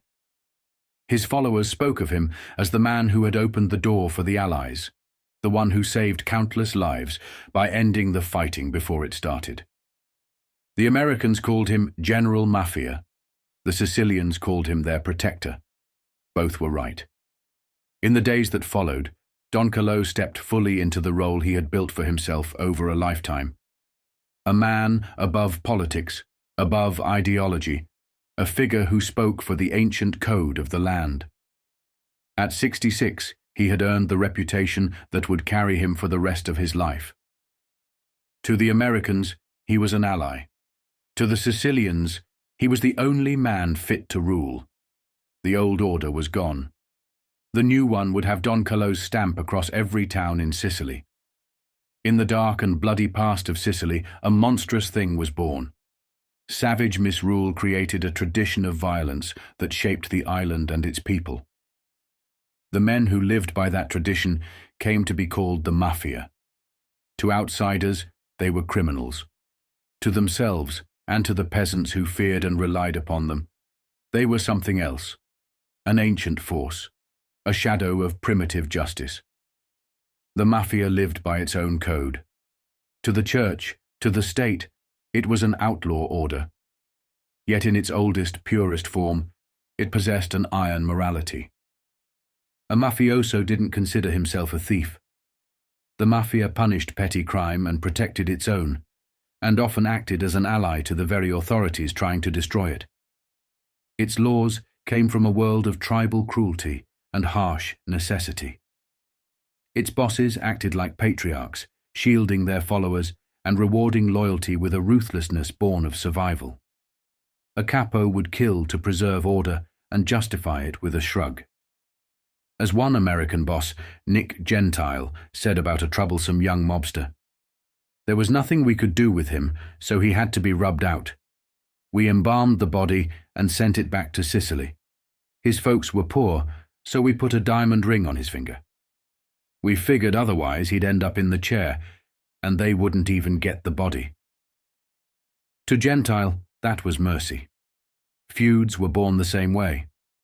Between 1872 and 1878, the Fratuzzi and Stopaglieri clans turned a quiet stretch of Bagheria and Monreale into a killing ground. It started when Giuseppe Lipari of the Fratuzzi violated the code and spoke to the police. The Stopaglieri demanded blood. The Frattusi refused. The vendetta ignited. In a matter of years, countless men were dragged into a war of mutual annihilation. Young cousins, distant relatives, men who had never met, were hunted down and killed. The countryside was stripped of its men, families wiped out, villages terrorized. By the end, only a handful remained. Salvatore D'Amico, a Frattusi, went to the authorities and confessed every crime he knew, hoping death would finally find him. The Frattusi granted him that mercy, silenced him for breaking the code, and closed the book on one of the bloodiest chapters in Mafia history. Even decades later, the weight of that code remained. In 1944, in the Poggio Reale prison in Naples, an aging mafioso named D'Agostino was put on display for privileged visitors. Small, gaunt, a man with tiny hands and wary eyes, he had wiped out an entire family with an axe, a vendetta killing he would serve 50 years for. The warders treated him with a respect granted to no general. They called him Lei instead of the contemptuous Tu. When asked if he would kill again, if given the chance, he shrugged.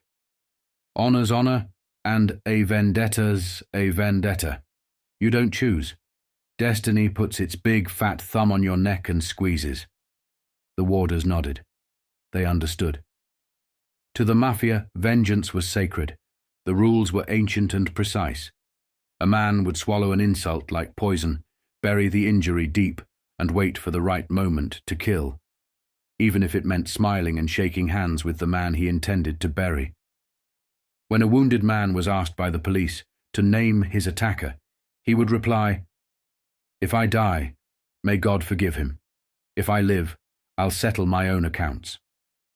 That was the Sicilian omertà, an oath to silence, a code that was stronger than the law, stronger than death itself.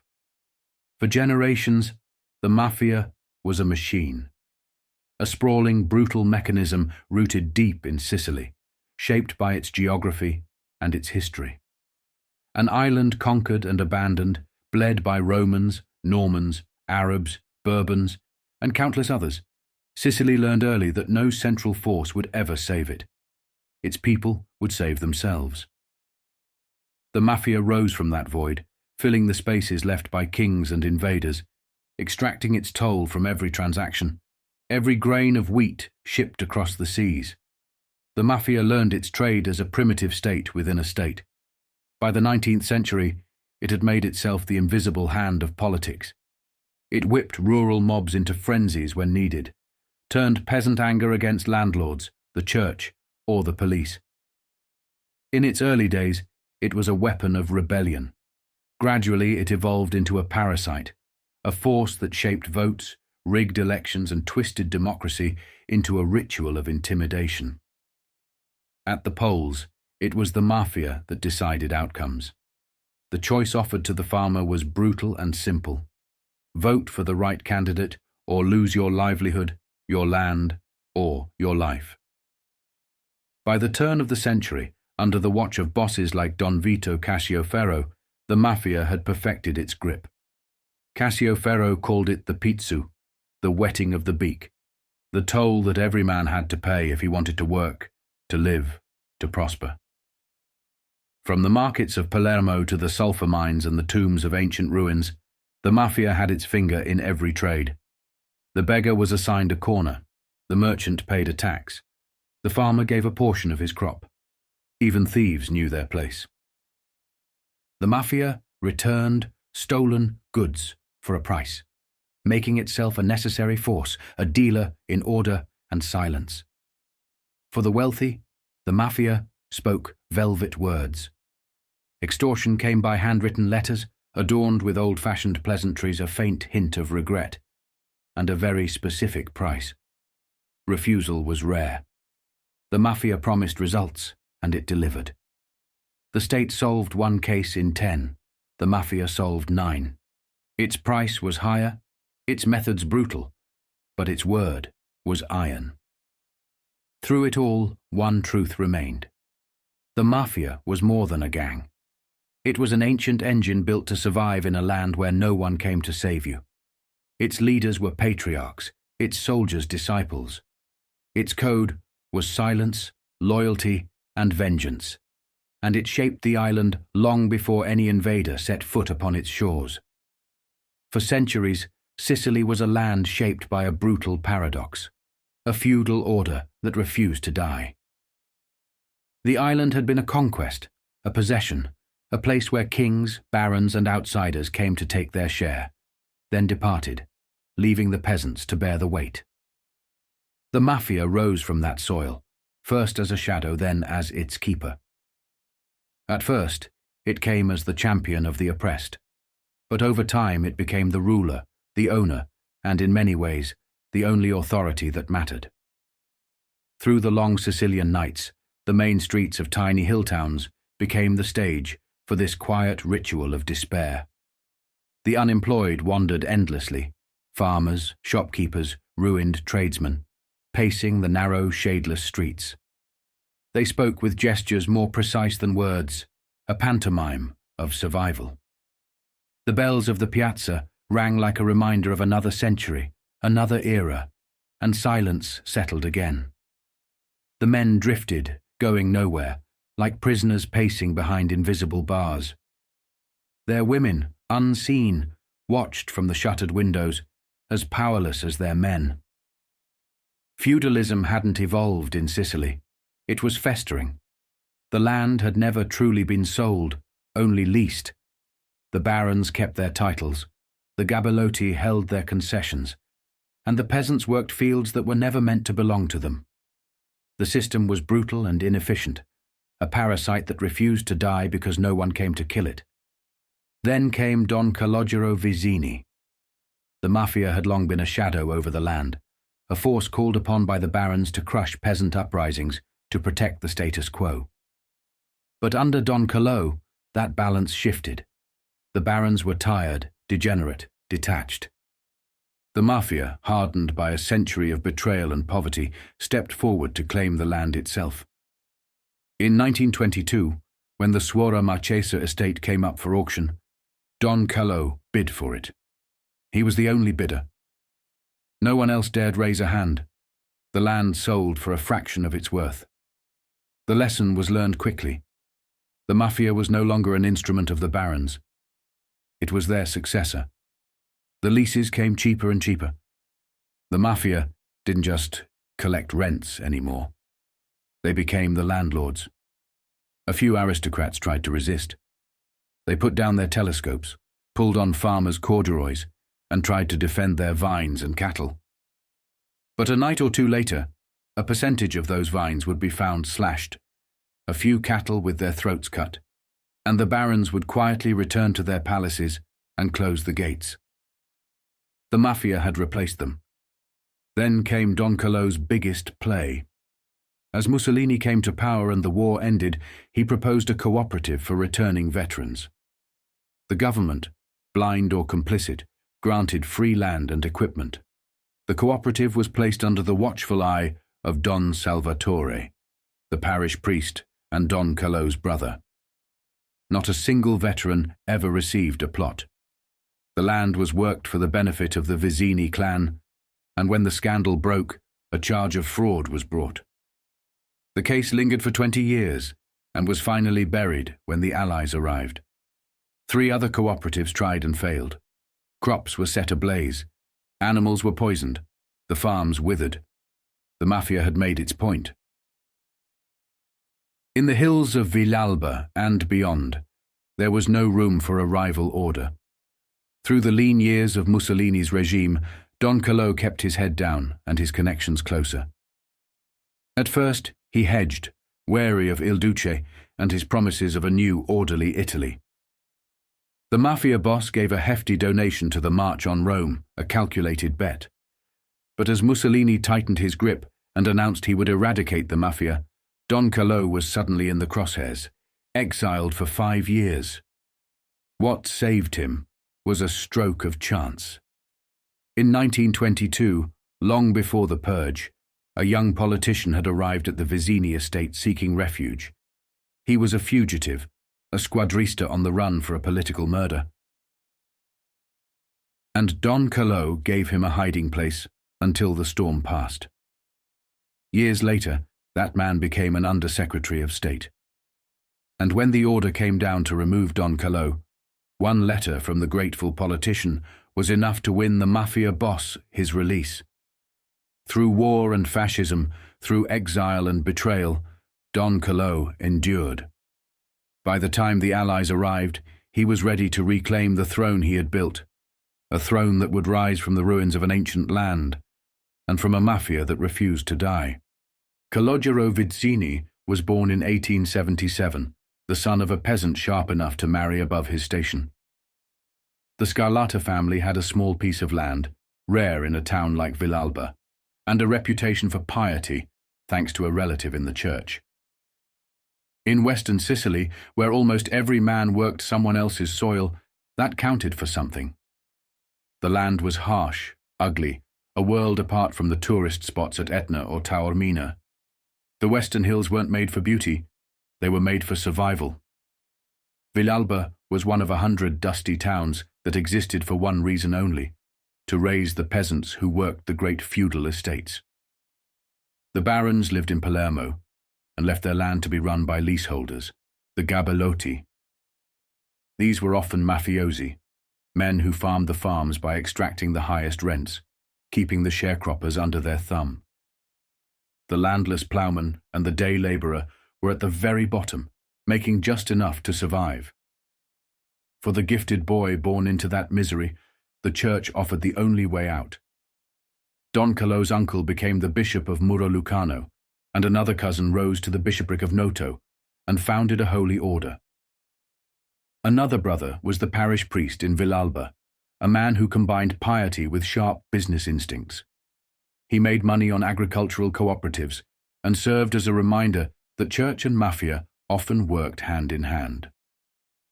Young Calogero learned early that in Villalba, strength and reputation meant more than the law.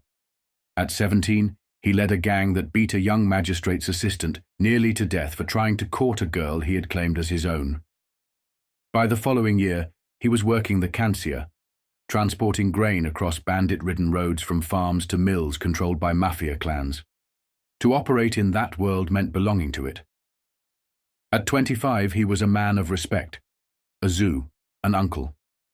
The highest title a man could hold, and one that announced to Sicily that he had arrived. By 1914, when the First World War began, Don Carlo was already pezzo di novanta, a big shot in the mafia. The army came calling, requisitioning horses for the cavalry and mules for the guns. Don Carlo turned the crisis into a racket. He made a deal with the military commission. First, he sold them every broken-down nag and sick mule he could find. Second, he taxed every farmer who refused to have their animals requisitioned. And when the commission came looking for strong horses, he delivered stolen stock at premium prices. Most of the animals died long before reaching the front lines, old, sick, starved beasts that dropped where they stood. The scandal became one of the biggest in Italian military history. General Moccia was dispatched to investigate, and soon Don Carlo and a group of army officers found themselves in court. But when the witness stand came calling, every man who had once talked refused to speak. Those who had implicated him in the press suddenly fell silent. 9 witnesses were charged with perjury or muteness of malice and punished on the spot. The rest watched, learned, and kept their mouths shut. The court acquitted Don Carlo, cementing his reputation as a man with friends in the army, the administration, and Parliament itself. He emerged more than a boss. He became a symbol, the second most important mafia figure on the island, granted the honorific Don. Through the trials and scandal, one fact became clear. The mafia was no longer a local gang. It was an institution. The state came and went. The mafia remained. With the war came opportunity, and Don Carlo was a man who knew how to use it. The mafia had long been a force in Sicily, siding with Garibaldi to overthrow the Bourbons, extracting its toll from every shift in power. In Don Carlo, that old legacy found its modern form. By the early 20th century, the Mafia had evolved from a rural secret society into a sprawling state within a state, a parallel structure that shaped politics, commerce, and daily life. The Sicily that molded Don Carlo was a harsh, inward place. Its peasants weren't farmers, but subjects of a feudal order that refused to die. The land was worked by men who rose before dawn, plodded through the streets of tiny villages, and set out for the fields that still bore the stamp of Roman slave farms. The only buildings left isolated were the strongholds of the great estates, granaries, warehouses, and watchtowers, protected by armed guards and Mafia muscle. Even the landless had their place in the Mafia's order. An untouchable caste of petty criminals lived at the edges of the fields, raiding pagliai, temporary peasant shelters, until the Mafia hunted them down and killed them like animals. The Mafia refused to tolerate unauthorized crime. In its world, every deed had its price, every offense its retaliation, every corner of the land its claim. Even decades later, when visitors came to Italy and stopped at the new motels built by the oil companies, the rules remained the same. In the north, a guest was told to empty their car and lock it tight. In Sicily, that warning was unnecessary. Whatever a man left in a car was safe because the Mafia allowed it to be. The visitor didn't know it, but in that moment he was under their protection, and every lira he spent came with the pizzu, the price for belonging. Here was the world Don Carlo shaped and inherited, a place where silence spoke louder than guns, where honor was enforced with terror, and where one man could stand above the rest and call himself the voice of an ancient land. By the early 1920s, Don Calogero Vizzini had become one of the highest-ranking Mafia bosses in Sicily. The title of Don announced him as more than a man. He was an institution. But even giants can stumble when new forces rise. In 1924, Benito Mussolini arrived in Sicily, and with him came a reckoning. The Duce had long suspected the Mafia was a parasite, feeding off Italy's feudal past, a force that thrived only when the state weakened. In Sicily, even fascist courts were powerless. Witnesses refused to speak. Police were met with silence. In Palermo, a party official could be gunned down in broad daylight on the bustling Via Maqueda, and when the authorities came, no one claimed to have heard the shots. A carabinieri officer put it simply. There are only two types of witness. The first live where the crime happened and heard nothing. The second have seen the suspect standing quietly on his balcony when the shot was fired. By the 1920s, the Mafia controlled the electoral machine, sending deputies to Parliament to block investigations and making the very idea of its existence seem like a myth. Meanwhile, in tiny Favara, the Mafia racked up 150 murders in a single year. Only one man died of natural causes. More galling for Mussolini was the Mafia's betrayal during the First World War. As conscripts departed for the front, the old rumor surfaced once more, that Sicilian recruits would be castrated as soon as they set foot in northern Italy.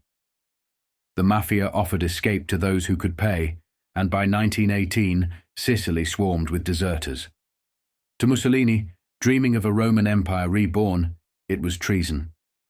The breaking point came in 1924. The Duce, touring Sicily, announced he wanted to visit the remote town of Piana dei Greci, an Albanian Sicilian enclave with a long history of resistance. The police bristled. The area was a stronghold of rural defiance. Even more troubling was its mayor, Don Ciccio Cuccia, a Mafia boss famous for his ego and bravado. Years earlier, Cuccia had pulled a stunt that made him infamous across the island. When King Victor Emmanuel came to visit, Cuccia managed to separate the bored and irritable monarch from his retinue and drag him into an Albanian church service. Before the king could protest, he was made godfather to Cuccia's newborn son. The honor came with a royal commendation, a cross of a cavalier of the crown of Italy, and cemented the Mafia boss's reputation as a man too bold for rules. In 1924, when Mussolini arrived, Cuccia tried the same routine. The Duce was placed in the mayor's car for a drive through the town. "Why all the police?" Cuccia announced, voice booming across the square. "With me, you have all the protection you need. I am the one who gives the orders here." That was the moment Mussolini understood just how deeply the Mafia had dug into the state. He refused Cuccia's offer to dismiss the escort. In retaliation, the mayor cleared the town square, making sure the Duce addressed an audience of beggars, one-legged veterans, bootblacks, and pickpockets. The photographs were a humiliation. The speech was a disaster. The infamous scowl that crossed Mussolini's face became the signal for war. Days later, he announced publicly what he had decided in silence at Piana dei Greci. The Mafia had gone too far. The Duce would break its spine. Mussolini chose Prefect Cesare Mori to carry out the campaign. Mori was a policeman with 3 decades of arrests and convictions to his name, a man as methodical as he was brutal. The Duce gave him a free hand, and Mori gave the campaign a name to match its ambitions: the Plan Attila. With it came terror. Mori rounded up suspects by the hundreds, by the shipload, sending countless men to penal islands on little more than suspicion. Trials became parodies. Witnesses refused to speak, evidence disappeared, and Mori responded with brute force. Torture, long outlawed in theory, became routine. The cassetta, a wooden box used to restrain a suspect, reappeared. Brine was poured over a prisoner's bare chest, followed by flogging. Salt water was forced down their throat until the stomach bloated. Fingernails were torn out. Skin was flayed. Genitals were twisted or crushed. The Mafia, long accustomed to cruelty, was now introduced to its modern, state-sponsored twin. Mori acted like an emperor. When warned that snipers were shooting carabinieri from behind walls, he ordered every wall in Sicily lowered to 3 feet. In Parliament, Mussolini announced victory. Holding Mori's arm aloft, he called him the flame of fascist justice. In reality, Mori had scythed down only the weakest elements of the Mafia: the rank and file, the unconnected, the unlucky. The top bosses, lawyers and doctors found ways to move beyond Mori's grip, joining the fascist party or crossing into Tunisia and America. But Mori claimed one great prize: Don Vito Cascioferro, the old godfather of the Sicilian Mafia. Cascioferro had long been a mythic figure, a veteran of the Black Hand in New York, and a suspect in dozens of killings. Among them was the murder of New York detective Joseph Petrosino, who had traveled to Sicily in 1909 to investigate the link between the Black Hand and the Mafia. According to Cascioferro, Petrosino's death was an act of honor. "He came challenging a man who refused to be hunted," he said. "I gave him an answer." Mori brought Cascioferro to trial on a smuggling charge. The Mafia boss was defiant. "Gentlemen," he announced in court, "you have failed to prove any of the countless crimes you accuse me of. So, you condemn me for the only one I didn't commit." The state claimed its victory, but Cascioferro made sure the Mafia would survive. From prison, he acted as its steward, creating a fund for the families of jailed bosses and ensuring loyalty remained a currency stronger than fear. His wardens became servants. His cell was a shrine. The Mafia adjusted to its new reality. It would wait, adapt, and rise again. Through Don Vito Cascioferro's fall, Don Calogero Vizzini rose to claim the throne of the honored society. The state had clipped the branches, but the roots remained deep, twisted into the soil of Sicily itself. By the mid-1930s, Mussolini had tried to crush the Mafia. The fascist raids had torn into its ranks, hauling bosses out of their villages, filling prisons, forcing men into hiding. Yet the structure held. The old lions waited for better days. And while the fascists had no mercy for those in their way, the Mafia came to respect their methods. In 1962, the Sicilian paper L'Ora shook the island when it published the confession of Dr. Melchiorre Allegra, a medical officer recruited into the honored society during the First World War. Under threat and seduction, he revealed how deep and orderly the Mafia truly was. It started in 1916. The doctor was working in a military hospital when a man named Giulio D'Agate came to him, soft-spoken, respectful, and representing the Mafia. D'Agate asked him to turn a blind eye to a case of self-inflicted wounds, hinting that mercy came with a price. A few days later, D'Agate returned with 2 more men of respect and laid it out plainly. This was an association that crossed every class, every line of society. Its rule was absolute. Its violence was administered like law, only with the permission of the chiefs. To kill without it was a death sentence. To kill with it meant support from the family itself. Allegra was pressed to join, and he understood he had no choice. Too much had been said already. The ritual was quick. A pinprick drew a bead of blood. The drop fell on a holy image, which was burned as he swore loyalty and obedience. No handshakes, no riddles, just an oath. The doctor was brought into the fold and introduced to the right men. From that point on, he treated the wounded in silence and kept their secrets. The Mafia operated like a business. Families grouped by area, led by elected bosses, counseled by trusted advisors. They kept in touch across provinces, across oceans, North and South America, North Africa, Marseille. The election of leaders mimicked democracy. The boss of every family voted for the capo dei capi, the boss of bosses, and in America, they called him the king. By 1943, the Allies came to Sicily. The invasion saved the Mafia. The island was in ruins, its people desperate and broken. The lira was worthless, families scavenged for food, and women sold themselves to feed their children. Meanwhile, the Mafia rebuilt itself, feeding on the ruins. The police were powerless. The prisons had been smashed open by Allied bombs, releasing hundreds of hardened criminals. Bandits and deserters swelled their numbers. Trains were robbed. Flocks were driven off. Kidnappings became routine. The rural barons paid protection money and offered their estates as hideouts. Then came the separatist movement. In September 1945, in a villa outside Palermo, the leaders of the Sicilian separatist cause met to plot their revolution. The Duca di Carcacci, nobles and barons, came together with one man, Don Carlo Vizzini. In his rumpled suit and thick peasant dialect, he spoke with brutal clarity.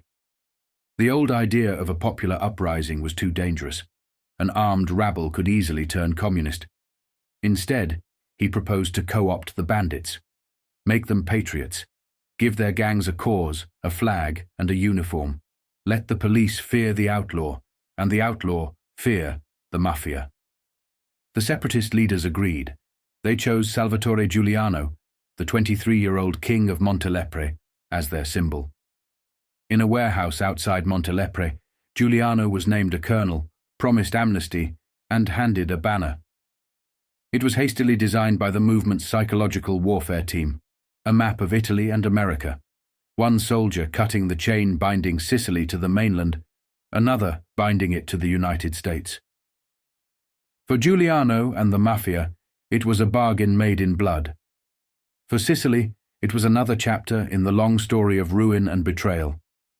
In a land where water came from ancient Roman cisterns and power came from the point of a knife, the lines between bandit and hero, boss and politician, had long ago disappeared. After the war with Sicily in ruins, the Mafia came back stronger than ever. Its bosses read the situation clearly. In the short term, the opportunities were endless. In the long term, it would be dangerous unless Sicily became its own state. Don Carlo Vizzini, now the undisputed godfather of Sicily, put the idea on the table. The separatist movement embraced it, and with it came Salvatore Giuliano. the bandit king of Montelepre. At 23, Giuliano was already a legend. He had taken to the hills 2 years earlier, after a routine stop by the Carabinieri ended in a bloody shootout. The police were hauling in small-time black marketers like Giuliano for smuggling contraband flour while ignoring the wealthy and well-connected. Cornered and wounded, Giuliano killed one of the Carabinieri and went on the run. He responded with audacity. In a matter of weeks, he freed a group of prisoners from Monreale prison and built a gang. When the authorities rounded up Montelepre locals in retaliation, Giuliano came down from the mountains, ambushed the police escort, and gunned down one of their men in the town square. It was a scene fit for the movies. The press loved him for it. He had a flair for the dramatic. He stripped the weapons and boots from Carabinieri sent to kill him, and then returned the gear later, for maximum public effect. The people of Montelepre rallied to him. Shepherds acted as spotters, whistling across the hills to alert him when strangers came near.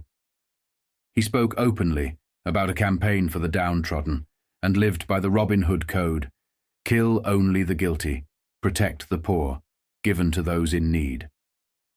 Giuliano claimed to be no bandit. To him, he was a revolutionary soldier. Yet, he kept one foot in the outlawed world and another in the political one, accepting overtures from the Mafia and the separatist movement. By 1945, he was at the center of both, a charismatic, ruthless, and calculating fighter, making himself a symbol of resistance. Giuliano ruled the hills like a warlord. In Montelepre, he acted as judge and executioner. Common criminals were tried and shot. Those caught stealing from the poor were condemned to death and left with signs that read, "Giuliano does not steal from the poor." Even within his own ranks, betrayal or cruelty was punished with a bullet. He spoke openly about honor. A rich man doesn't miss a million liar, but if you take a sack of wheat from a peasant, you ruin him, he said. To him, a crime against the people was the worst of all offenses. In this way, he won their loyalty. He acted as benefactor when he chose, arriving like a miracle with a handful of banknotes for an old woman about to be evicted or paying a farmer's debts. But Giuliano was not a liberator. Not really. To keep himself afloat, he embraced alliances with corrupt landowners and worked hand in hand with the Mafia. The very forces he swore to destroy molded him into their weapon. Whatever idealism he possessed was subsumed by the brutal machinery of greed and betrayal. In the end, the Mafia pulled the strings, and Salvatore Giuliano became a marionette, a young outlaw with a machine gun, doing their bidding. By the winter of 1945, the rural police were outmatched and humiliated. Maresciallo Calandra, a veteran of the Montelepre barracks, was running a garrison that was falling apart. His men had no supplies, no fresh boots, no backup. The bandits had automatic weapons and hand grenades. The Carabinieri had old rifles and a few revolvers. Even when Calandra acted on solid intelligence, someone always leaked it. The bandits would vanish into the hills hours before a raid, leaving the Carabinieri to stumble back empty-handed. As the separatist movement gained momentum, Giuliano refused to move from the mountains of Montelepre, ignoring pleas from its commander Concetto Gallo to rally elsewhere.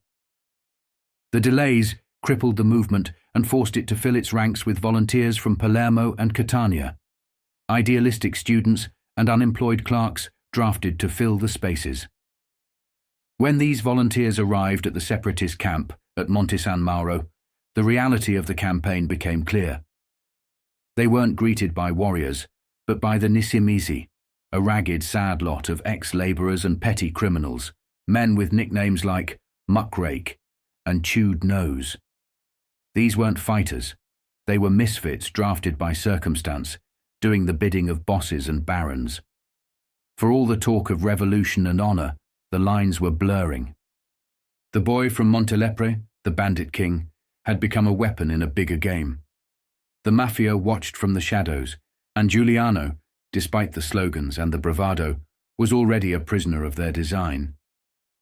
After the war, the Mafia put its weight behind an idea that felt as bold as it was desperate. Break Sicily from Italy and make it a state of its own. The bosses teamed up with bandits like Salvatore Giuliano and a ragged assortment of outlaw gangs and aristocrats. Weapons were smuggled in, volunteers recruited and trained, and a force began to form. Then came the waiting. October turned to November, and the promises, guns, money, troops, never arrived. General Gallo, commander of the separatist army, was left with a handful of men and no resources. To fill the gaps, he pressed the bandits into service. They raided farms and estates, stealing cattle and grain, burning buildings when the owners refused to pay.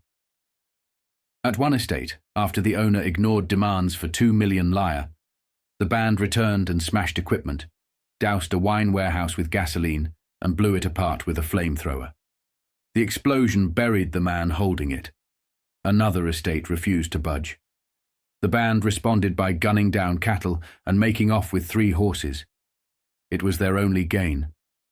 The rich landowners weren't afraid anymore. They had friends in the Mafia, and they knew the separatists were running out of steam. Morale collapsed. Recruits dried up, food ran low, and discipline weakened. By December, Gallo's army numbered 58 men. The mountaintop became a fortress surrounded by 5,000 Italian troops, backed by armor and artillery. The assault came at dawn. The Italians tested the terrain with tanks, then pulled them out when the ground proved too rough, relying instead on mortars and anti-tank guns. Gallo refused to retreat. He dropped into a hole with 2 volunteers and blazed away with a machine gun until it jammed. When he ordered the men to fall back, they refused, choosing to stay and die with him.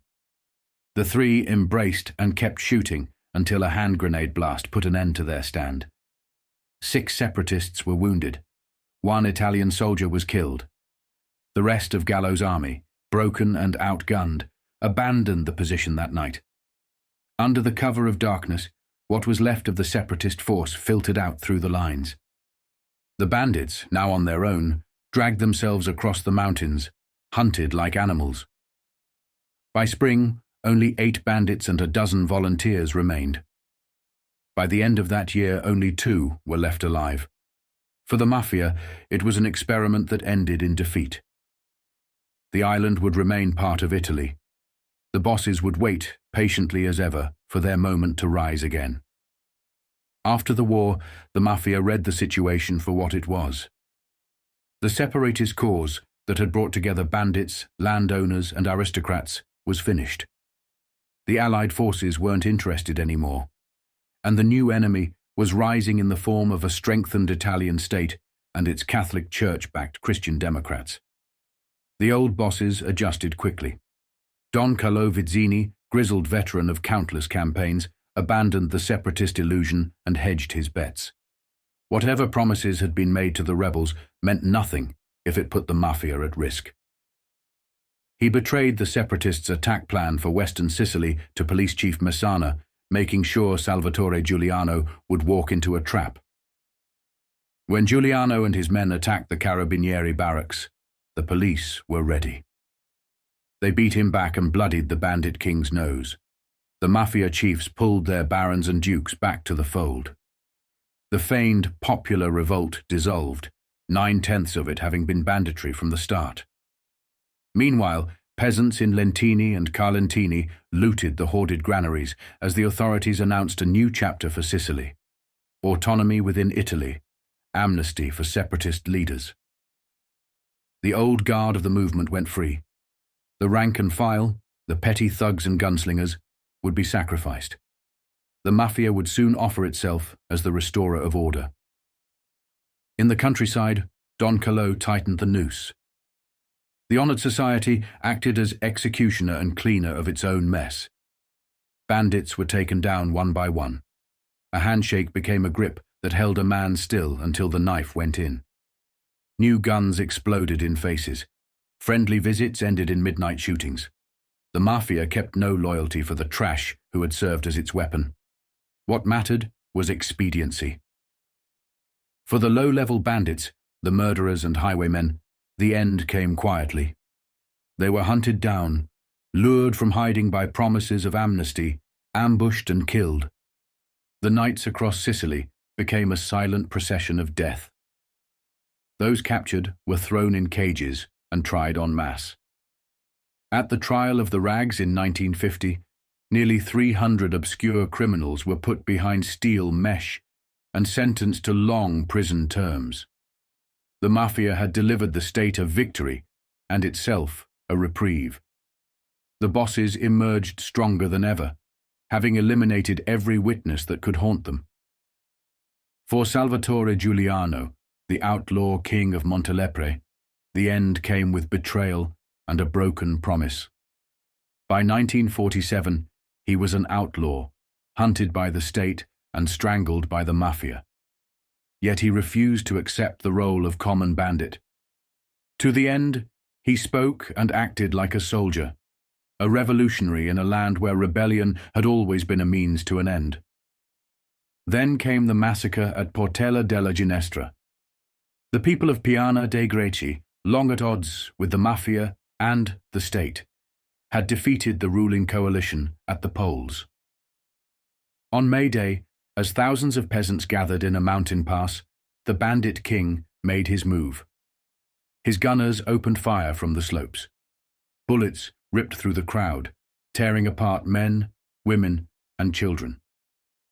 The scene was apocalyptic. Animals bled, children screamed, and peasants fell like torn paper. 11 were killed, 55 wounded.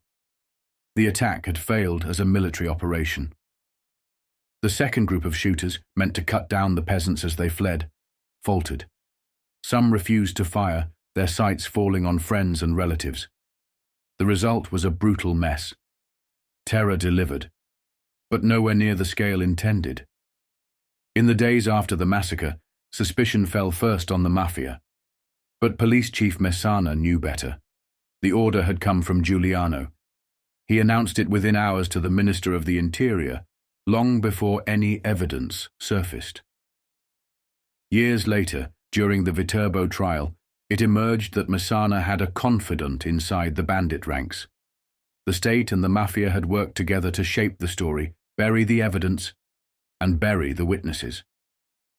In the end, the boy from Montelepre, the outlaw soldier, became a weapon for others to use and discard. What had started as a rebellion ended as a bloody footnote. The Mafia emerged from the ashes stronger. The state reasserted its rule, and Salvatore Giuliano was left with nothing. No friends, no honor, and no way out. In the year after Portella and the attacks on trade unionists and communists, Salvatore Giuliano was a hero and a problem. The massacre had worked too well.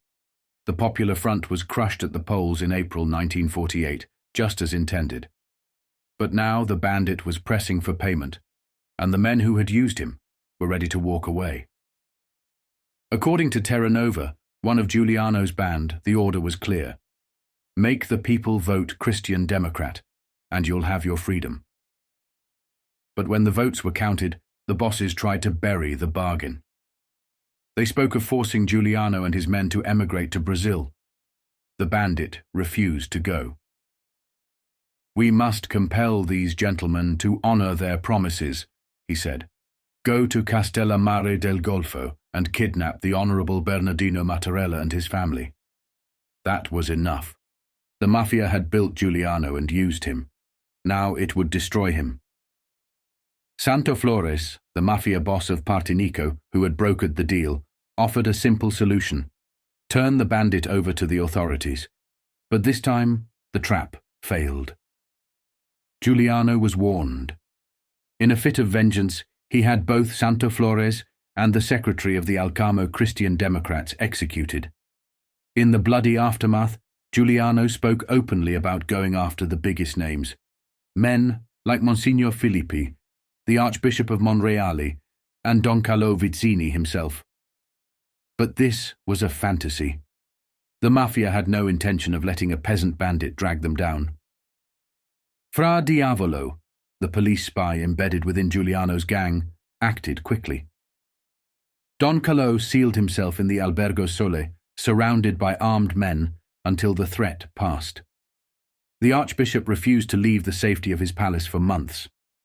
And when Don Carlo finally returned to Villalba, he rode hidden in a produce truck, buried under crates of vegetables, while the bandits stopped the official car and captured only the chauffeur and a hitchhiking friend.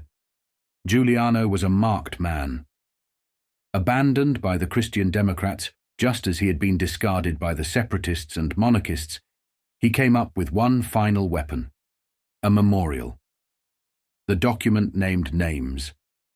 It laid out the political motives for Portella and implicated its instigators. Copies were made.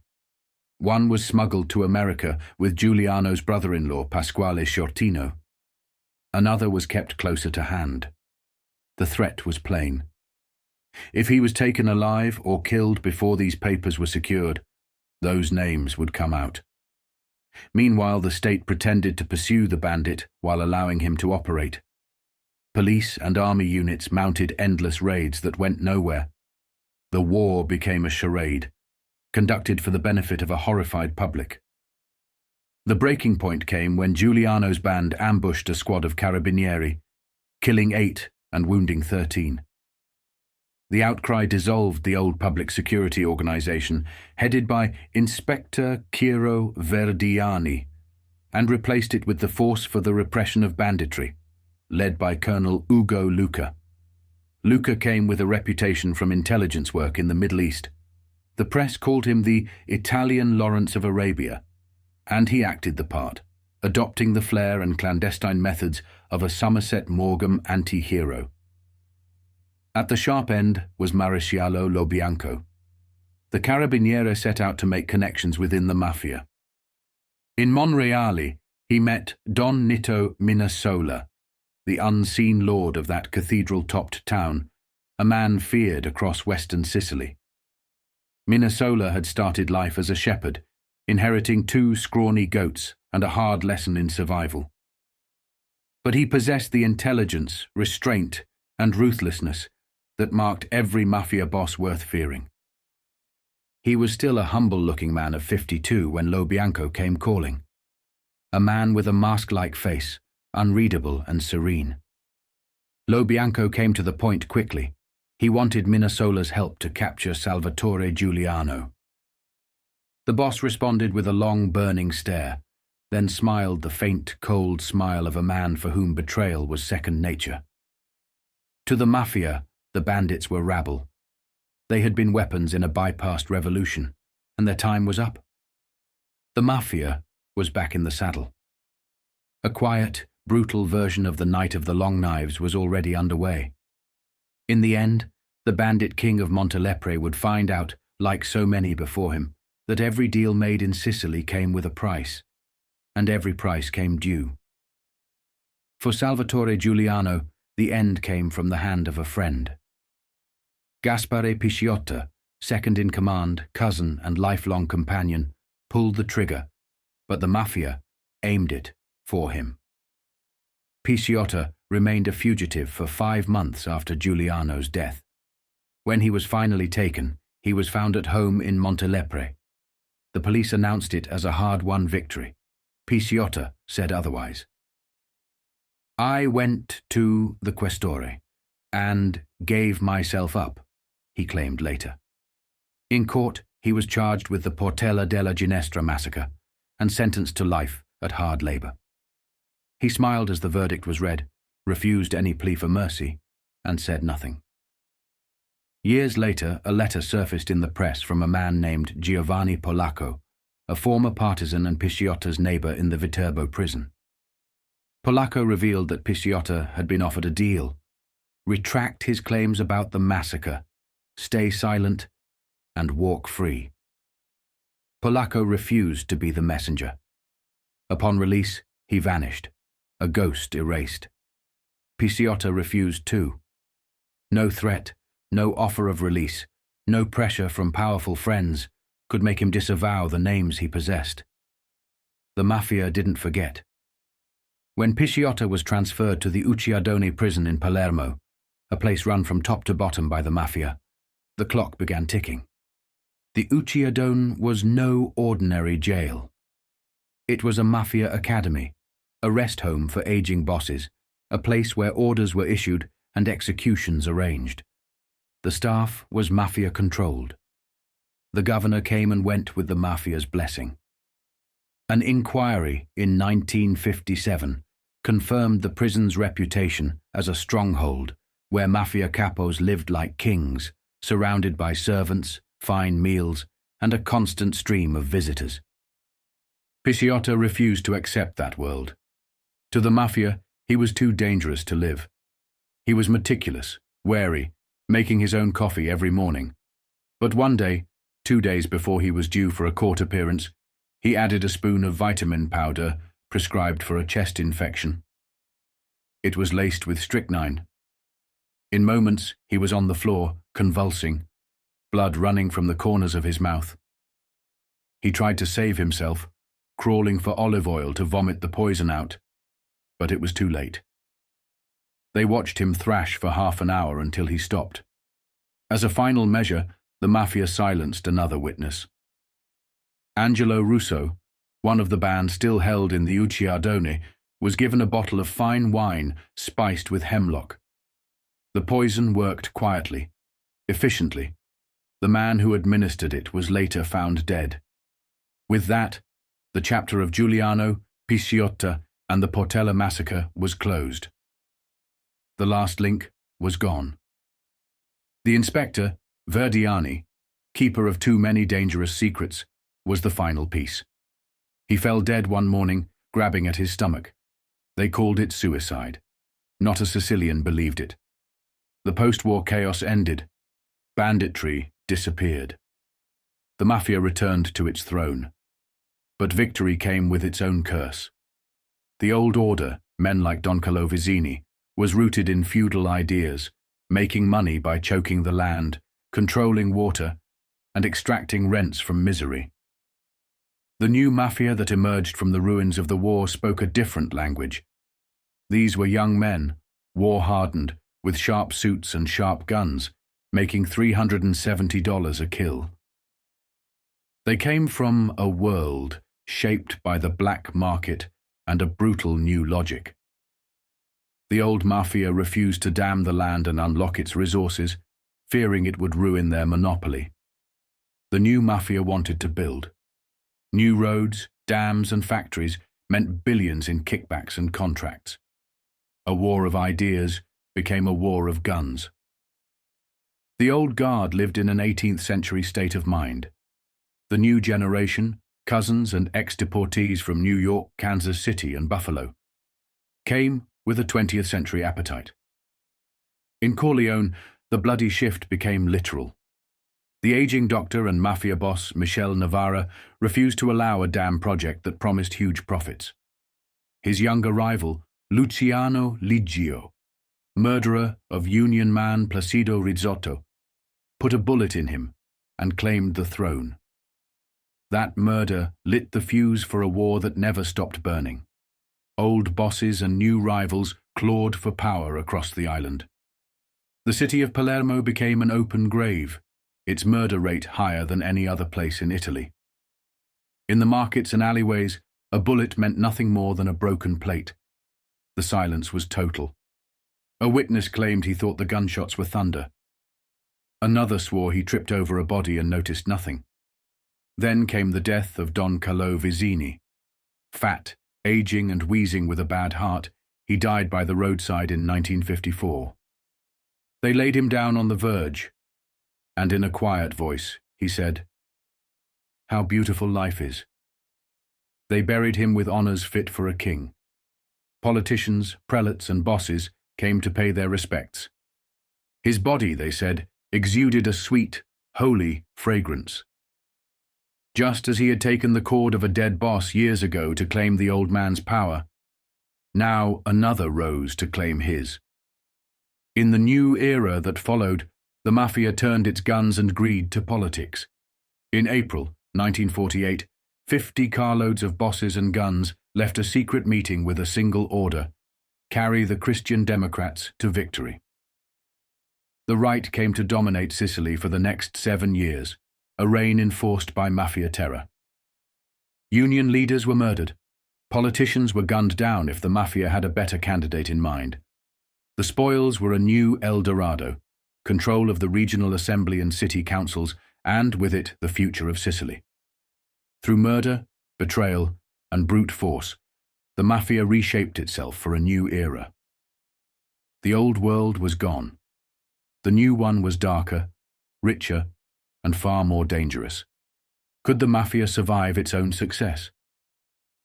By the early 1960s, that was the question hanging over Sicily. The old guard, seasoned, wary, and rooted in a world of rural honor, now found themselves pushed aside by younger, brasher men fresh from America. The result was a collision of worlds that shook the honored society to its core.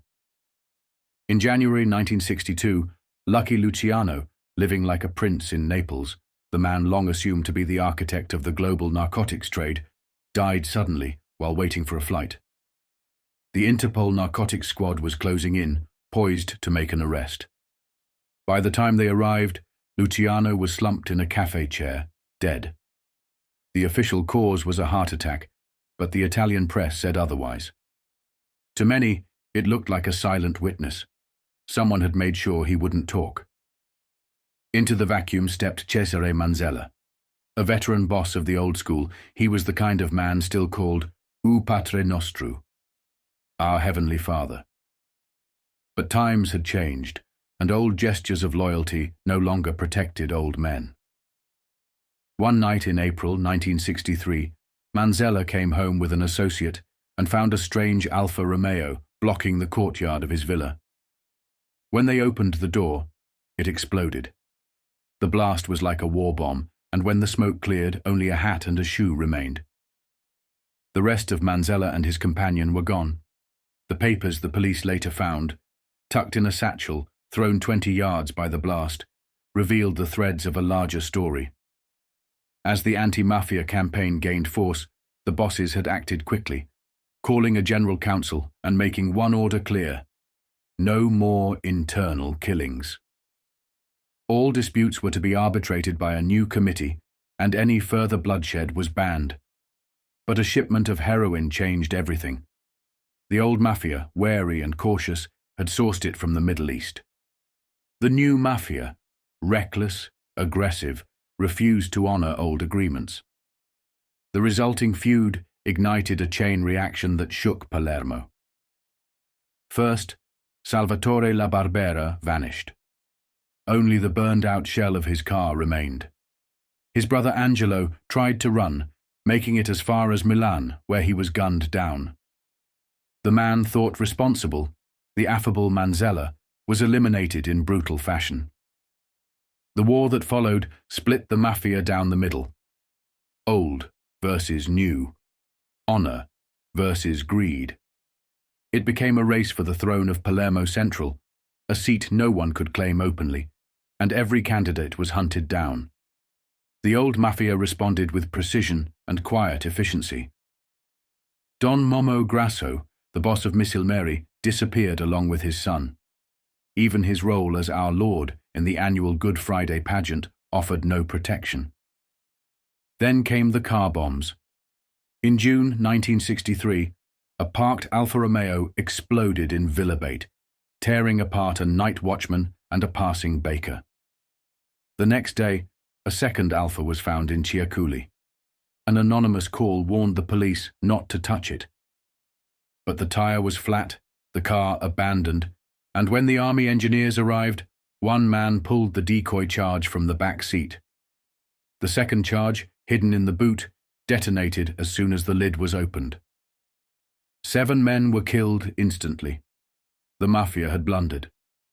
The Chiaculi massacre pushed Palermo into crisis, and the state responded. In a wave of arrests rivaling the brutal days of Mussolini's prefect Mori, the jails of Ucciardoni swelled with hundreds of suspects. The newspapers published page after page of grim, unshaven faces. To the public, these weren't bosses, just the rags of the Mafia, scrawny foot soldiers thrown into the spotlight. The men who really mattered weren't in those photographs. Rumor had it that they were across the border in Switzerland, holed up in a 4-star hotel in Lugano. Then came a shift. Peace returned to Palermo. The cynics were silenced when the big names started appearing in the headlines. Di Peri, Passalacqua, Nicoletti, and the aging Zutanu Filippone, a man of honor in his 80s. The state was making its move. The old order had been broken. What came next would redefine the Mafia for a new era. A brutal, sprawling enterprise that refused to die, no matter how many bombs shook its foundations.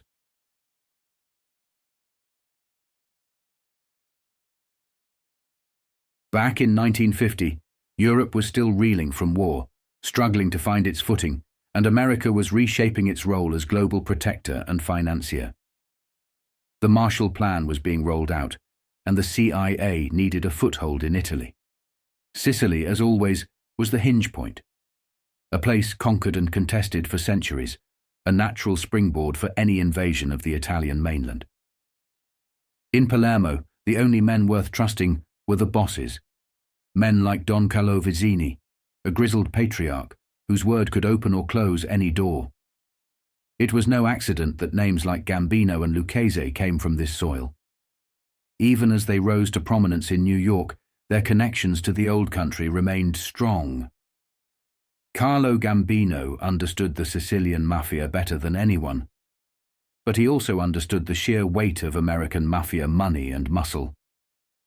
This was no longer just about guns and honor. It was about influence, controlling unions, politics, media, and banks. In the post-war years, tens of thousands of hard men returned from Europe. They weren't going to fade into quiet 9-to-5 lives. They had weapons, connections, and a taste for the spoils of victory. Together with the Jewish and Irish mobsters, they formed a coalition that was reshaping the underworld from New York to New Orleans, from the Midwest to Chicago.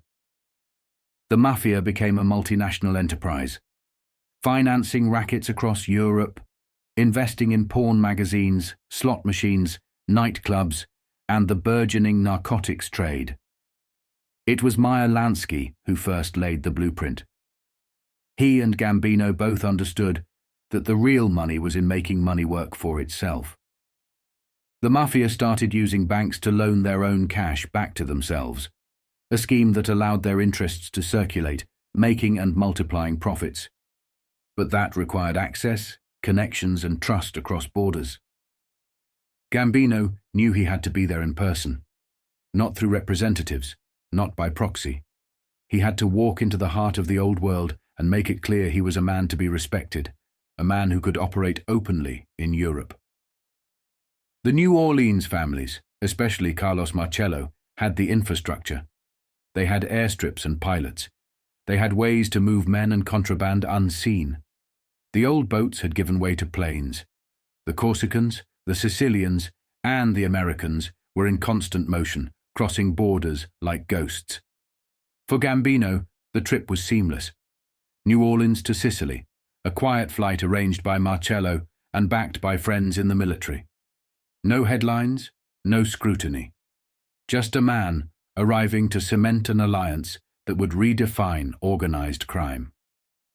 One of the first meetings was with Don Carlo Vizzini. To the Americans, he was a relic, an aging patriarch from a bygone era. To the Sicilians, he was still a man of respect, a living link between the old world and the new. To Gambino, he was the keeper of the flame, a necessary bridge. They met quietly. They talked openly. The future was laid out.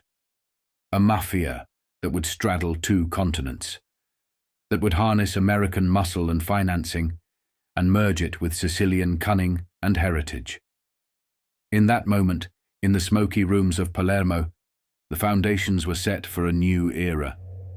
An era in which the Mafia was no longer confined to its villages and neighborhoods, but would rise to dominating an international underworld. Gambino shook hands, broke bread, and left Sicily knowing that he had secured more than an alliance. He had claimed a piece of its future. Gambino came to Sicily with a lot on his mind.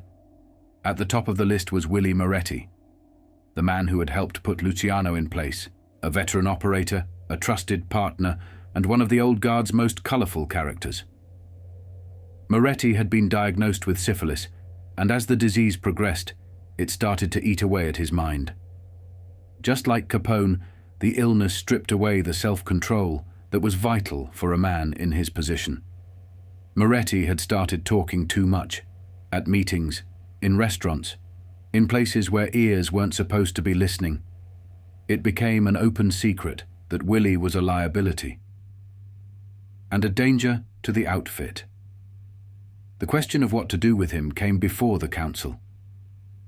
Just like with Capone, Willie's brain was going, one witness recalled. He had to be watched every time he stepped out the door. Nobody knew when or where he'd run his mouth. A vote was called. The order was to kill him, for his own good and for the good of everyone else. But when it came down to it, even the hardest men felt the weight. "I had a lifetime of death behind me," said one boss. "And now I was asked to sign the order on one of my best friends. I told Carlo I wanted them to wait, not to move unless every chance was tried.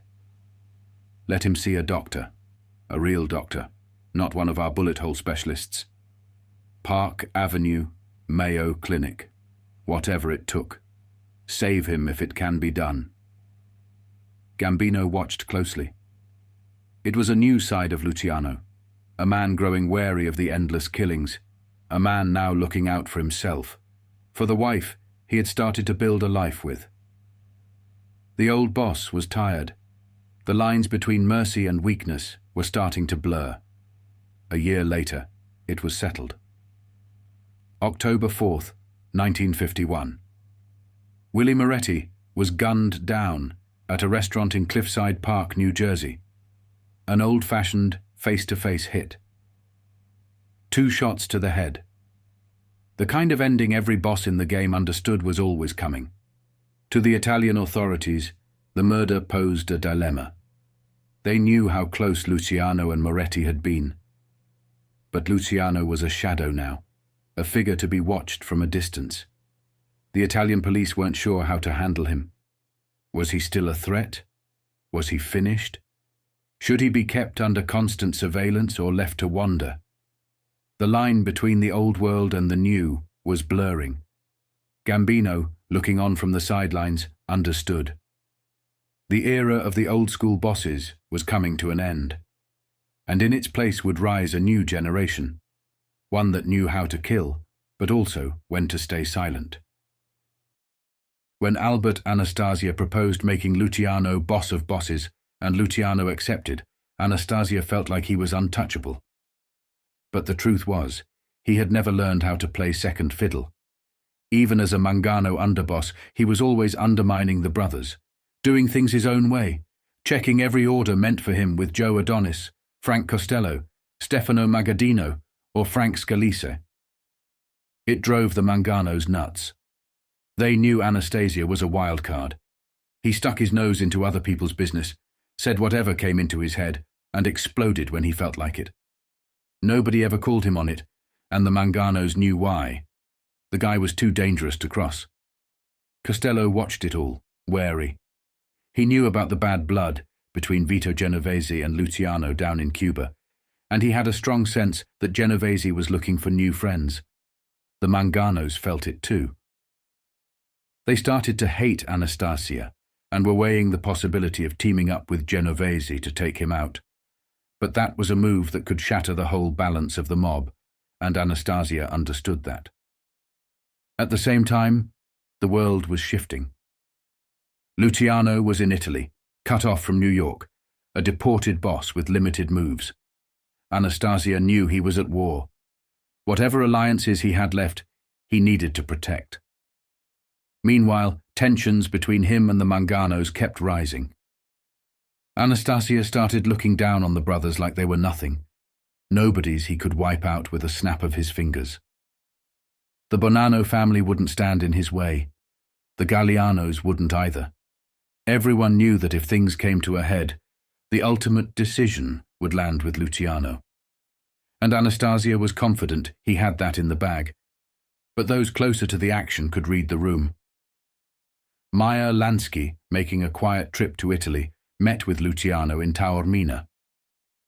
Lansky was a man on the run himself, dodging the K-Forva committee hearings, but he came to update Luciano about New York.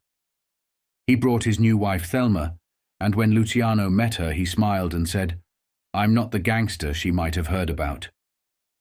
She was pleasant enough, but as far as Luciano was concerned, she was no match for Igea. Lansky came with more serious news. The gambling rackets were doing well. New bank accounts were being set up in Switzerland for Joe Adonis and a trusted ally, Batista. But he also laid out the shifting alliances in New York. "Vito and Carlo Gambino," Lansky said. "They're making it look like they're at odds. But under the table, they're tight as two fingers." That got Luciano thinking. He understood Genovese was a threat, but Gambino was the one that worried him. The quiet Sicilian had worked his way up to be a powerful captain under Mangano. Scalise was with him. The brothers, Phil and Vincent, were still bosses on paper, but Gambino was making moves. Lansky put it plain. It wouldn't be long before Anastasia took out the Manganos and claimed the top spot. A year later, it happened. In 1951, Phil Mangano was murdered, and Vincent disappeared. Anastasia rose to boss of the family, but Lansky had warned Luciano about more than just that. The real threat came from Gambino.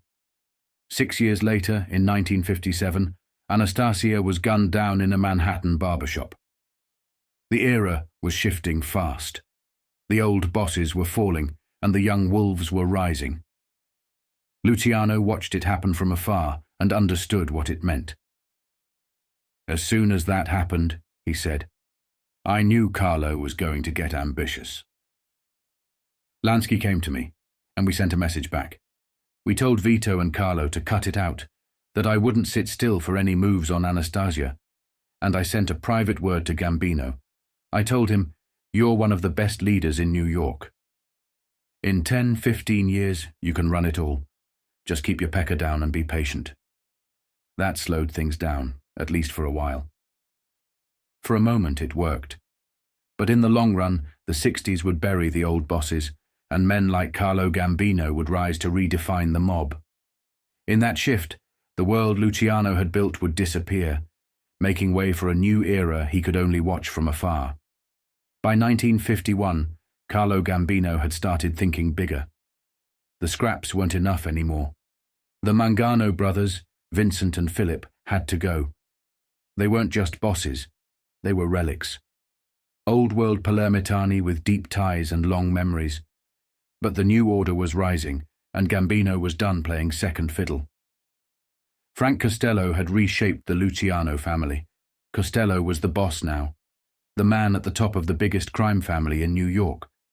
Luciano was still the emperor in exile, making decisions from afar.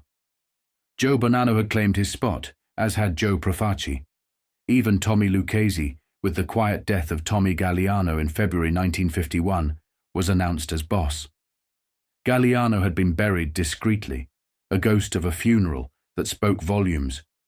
The era of the old guard was waning. Gambino watched it all with a calculating eye. So did Albert Anastasia. They knew the Mangano family was the biggest prize left in the city. The Manganos commanded loyalty. Tough men, sharp captains, made guys who didn't forget their heritage. Anastasia could never run it alone. Too many made men, too much pride. But that was fine for Gambino. All he needed was Anastasia to crack the door open. He'd slip in later. Frank Scalise had thrown in with Gambino and Costello. Scalise knew the temperature was rising. Anastasia was already leaning into other crews' rackets, brushing too close for comfort. The Manganos started grumbling, but Gambino was the one whispering in the ears, nudging Anastasia to move. Meanwhile, Anastasia felt the walls closing in. The hearings were heating up. Old murders were being dredged from the depths, names thrown out. Joe Adonis was being called to explain inconsistencies in his birth certificate. In New York, no skeleton stayed buried for long. Anastasia felt it. The Manganos weren't the kind to walk quietly into the night. They could hand him to the authorities to save themselves, just like Luciano had done with Lepke and Waxy Gordon.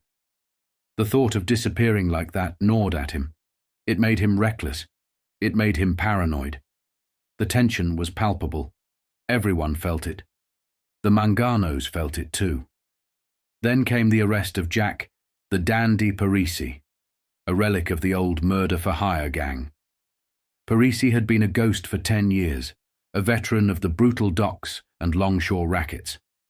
In '39, he gunned down Morris Diamond, an AFL Teamsters official, in a hail of bullets. Now he was back in cuffs, dragged from a hidden lair in Pennsylvania, where he'd been living like a retired prince. They found him in a one-room, custom-built hideout, a private suite in the hills of Hazleton. Neat, expensive, tailored for a man who knew how to disappear. But Parisi didn't flinch. Even in cuffs he was sharp. Grey pinstripes, a green sports shirt, a watch and a diamond-studded chain worth a year's salary. When the detectives pulled $1,731 in cash from his pockets, he shrugged. They gave him enough for a sandwich and a cup of coffee. The rest went to the evidence locker. Parisi had been part of the Grand Council, the clandestine Mafia high table, the same group that set the rules and divided the spoils. Its roster read like a murderer's directory. The Mangano brothers, Profaci, Trainer, Palozzi from Cleveland, Magadino from Niagara, Rica from Chicago. Its chairman was Vincent Mangano. Its meetings were held far from New York, in Cleveland, away from prying eyes. But New York was changing, and the old names weren't safe anymore. The walls were closing in on the Manganos. Gambino felt it. Anastasia felt it too. The only question left was who would make the first move. What made things even more dangerous was the fact that Senator Kiefer was starting to investigate. Digging into some of the most famous and infamous gangsters around, everybody would be called to testify, and Anastasia's hands and fate would be put into the hands of the Manganals.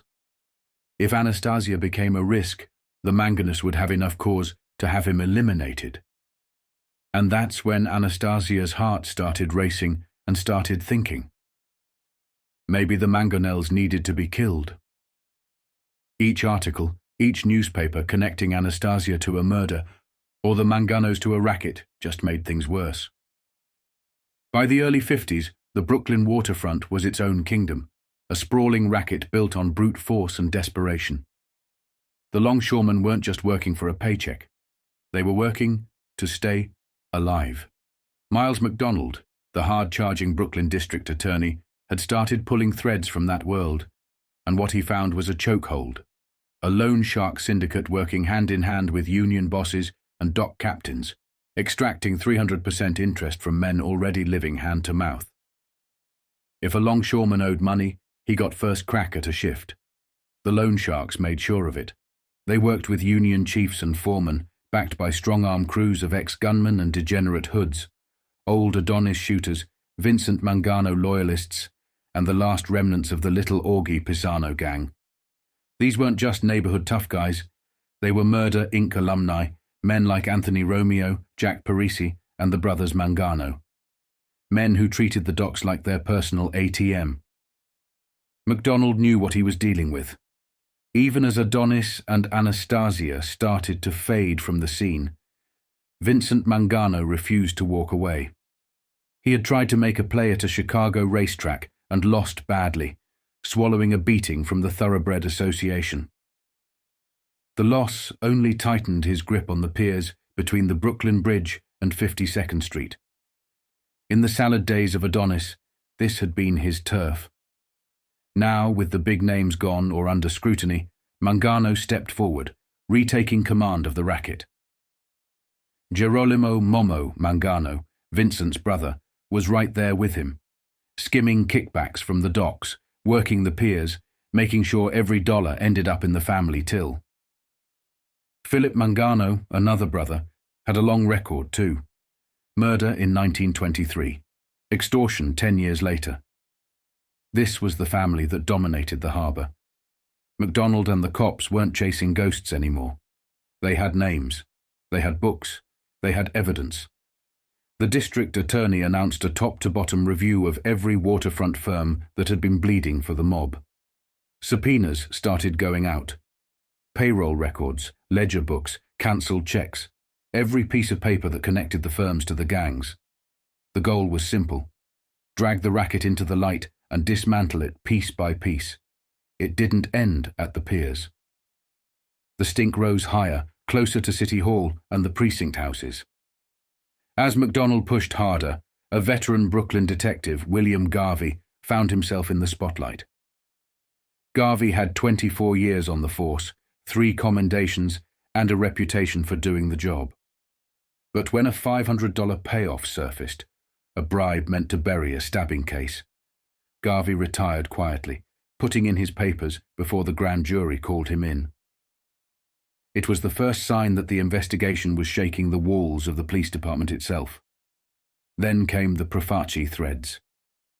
Joseph Profaci, the olive oil kingpin from Brooklyn, had long wrapped himself in the guise of a religious businessman, a soft-spoken man in a modest office, adorned with holy icons. To outsiders, Profaci was a picture of respectability. To the cops and the feds, he was a boss, a player, one of the Mafia's Grand Council. In 1928, he'd been collared in Cleveland when the cops raided a Mafia summit, an event that nearly changed the shape of organized crime. The room had been packed, 50 men from across the country. Someone tipped the bosses, and half of them bolted before the doors came down. Profaci was one of the unlucky ones, booked and later released. Since then, Profaci had turned into the picture of a civic-minded businessman. But Denver cops weren't buying the holy routine. They called him one of the sharpest operators in the mob, a man worth well over $1 million, a man with olive oil trucks that masked a very different commodity. Just that spring, Profaci's company was fined $12,000 in a federal court for selling peanut oil as olive oil, a scheme as bold and calculated as any strong-arm he pulled on the docks. To MacDonald, Profaci was a link in a long, bloody chain, a quiet, calculating boss whose hands weren't as clean as his reputation. The inquiry was growing, names piling up, threads intertwining. And in the smoky backrooms of Brooklyn and Manhattan, the bosses felt the pressure. They knew the walls were starting to move. By early 1951, the walls weren't just closing in on the mob, they were shaking. The Senate hearings under Kefauver were about to drag the Mafia out of the smoky backrooms and into the harsh light of public scrutiny. The underworld was groggy from the blows it had already taken, and this was shaping up to be the biggest one of all. Rudolph Halley, the committee's sharp-eyed chief counsel, made it plain to reporters. Some of the biggest names in the Mafia weren't the ones making noise in the papers. They were ghosts, bosses and shot-callers who lived like paupers in cold water flats and walk-ups because that was how you stayed invisible. They honor that way of life, Halley said. They might ride in expensive cars, but they want people to think they're broke. He promised a witness list that read like an underworld census. Vincent Mangano, Joe Profaci, Frank Costello, Joe Adonis, Meyer Lansky, Tommy Lucchese, Anthony Anastasia, Albert Anastasia, Vito Genovese, Lucky Luciano. The big names and the quiet ones. The committee was looking for Edward McGrath too, a waterfront strongman and brother-in-law of John Cockeye Dunn, and chasing down Irving Sherman, a Manhattan manufacturer linked to the docks. Names that once inspired whispers started filling ledgers. The Internal Revenue Service announced a priority investigation into 1,700 underworld figures, 374 of them flagged for $34 million in taxes and penalties. The files weren't a list. They were an obituary for the era of invincibility. The names came in waves, a grim drumbeat: Sam Accardi, Tony Accardo, Joe Adonis, Joe Albano, Vincent Alo, the Angasola brothers, Fred, George and John, from Cleveland, Ray Arend of Minneapolis, Dominic Brancato, and John Borsia from Chicago, William Block, Sidney Brown working New York and Florida, the Capones, John, Matthew and Ralph from Chicago, Frank Carbo in New York, Anthony Carfano splitting time between New York and Florida, Jerry Katina out of New Jersey, Joe Chiarello of New York, Nick Cicella of Chicago, the Civettas, Carlo, Romeo and Tony from Cleveland, Mickey Cohen in Los Angeles, Joe Colucci, Louis Campagna, Albert Contento of New York, Michael Coppola, Joe Korngold, Frank Costello, Morris Dalitz works in Cleveland and Detroit,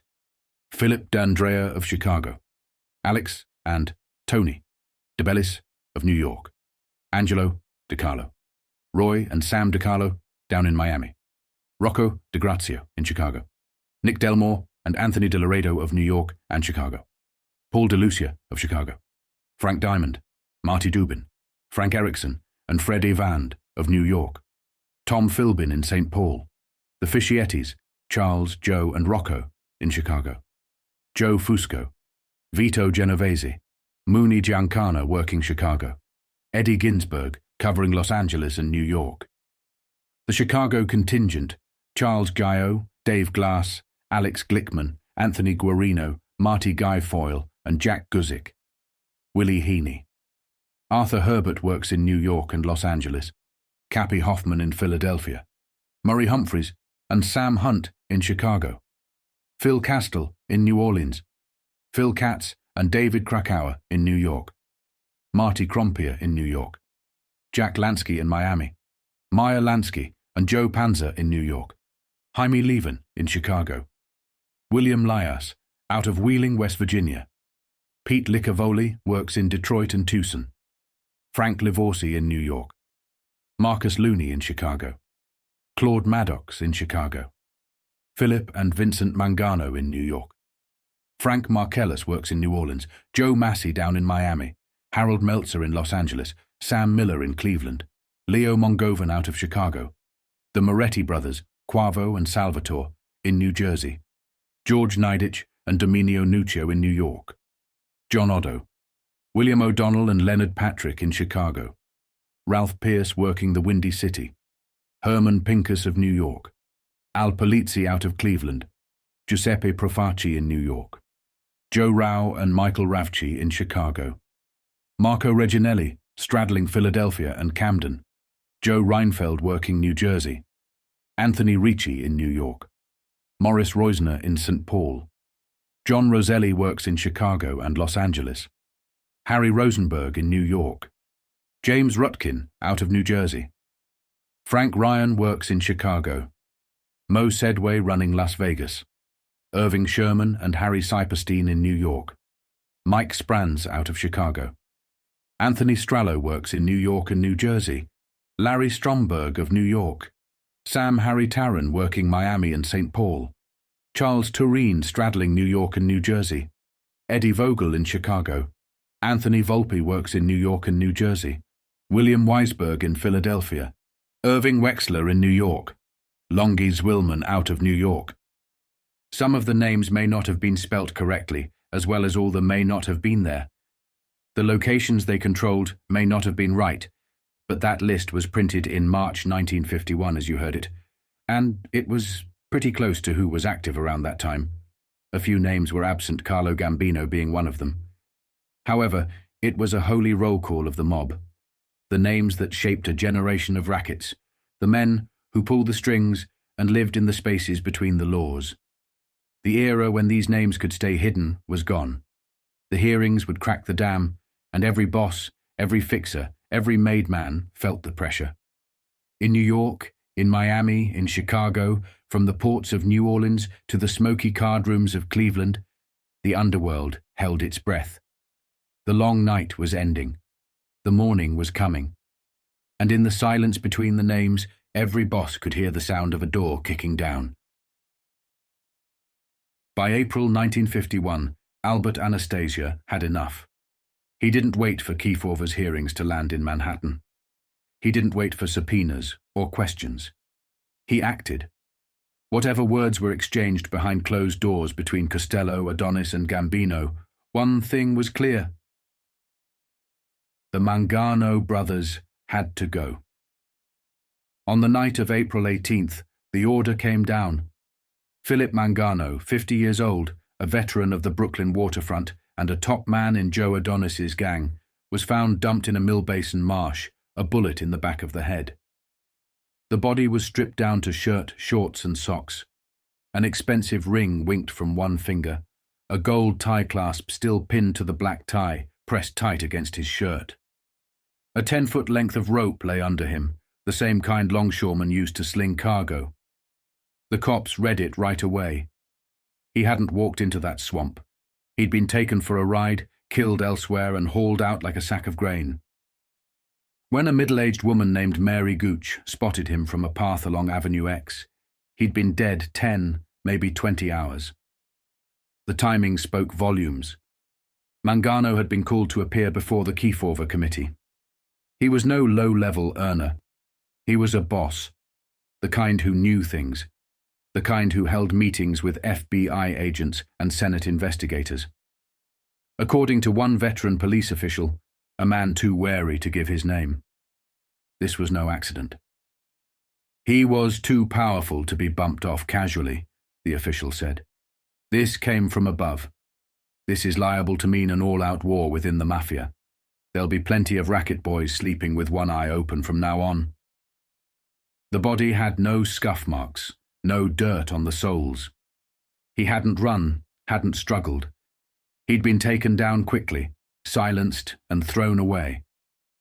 The long arm of the bosses had done its work. Mangano had a record, arrested in 1923 for the murder of John Piccone, a Manhattan gangster gunned down in a parked car.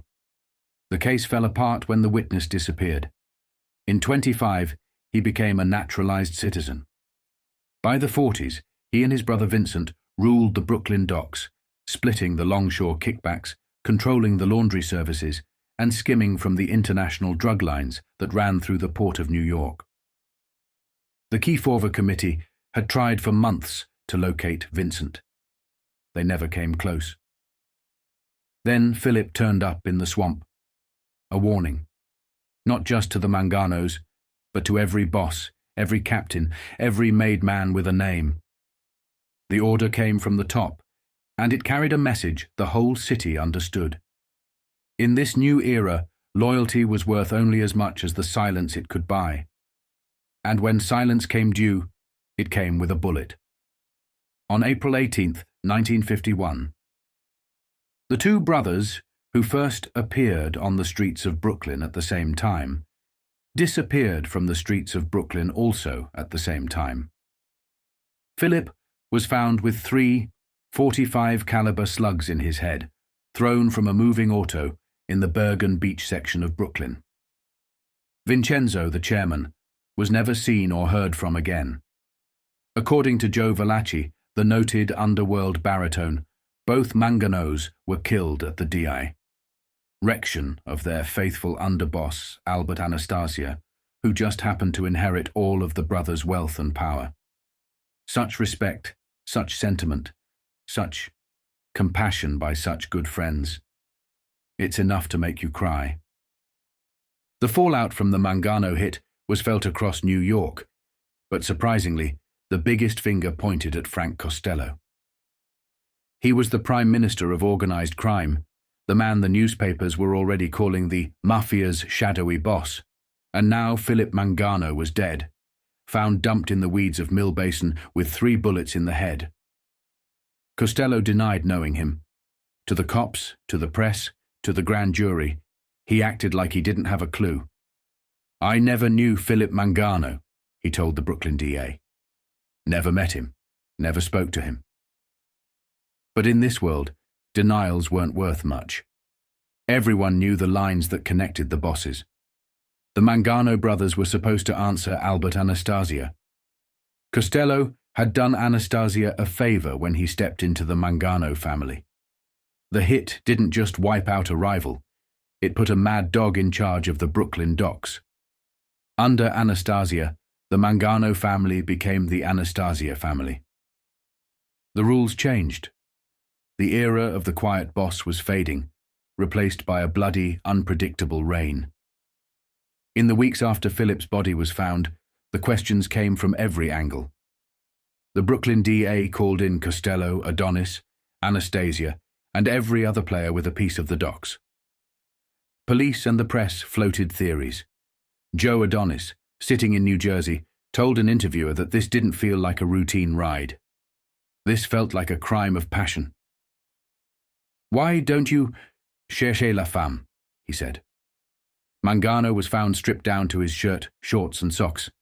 No scuff marks, no dirt on the soles, no sign he'd walked to that spot. He'd been taken for a ride, killed elsewhere, and dumped like a sack of garbage.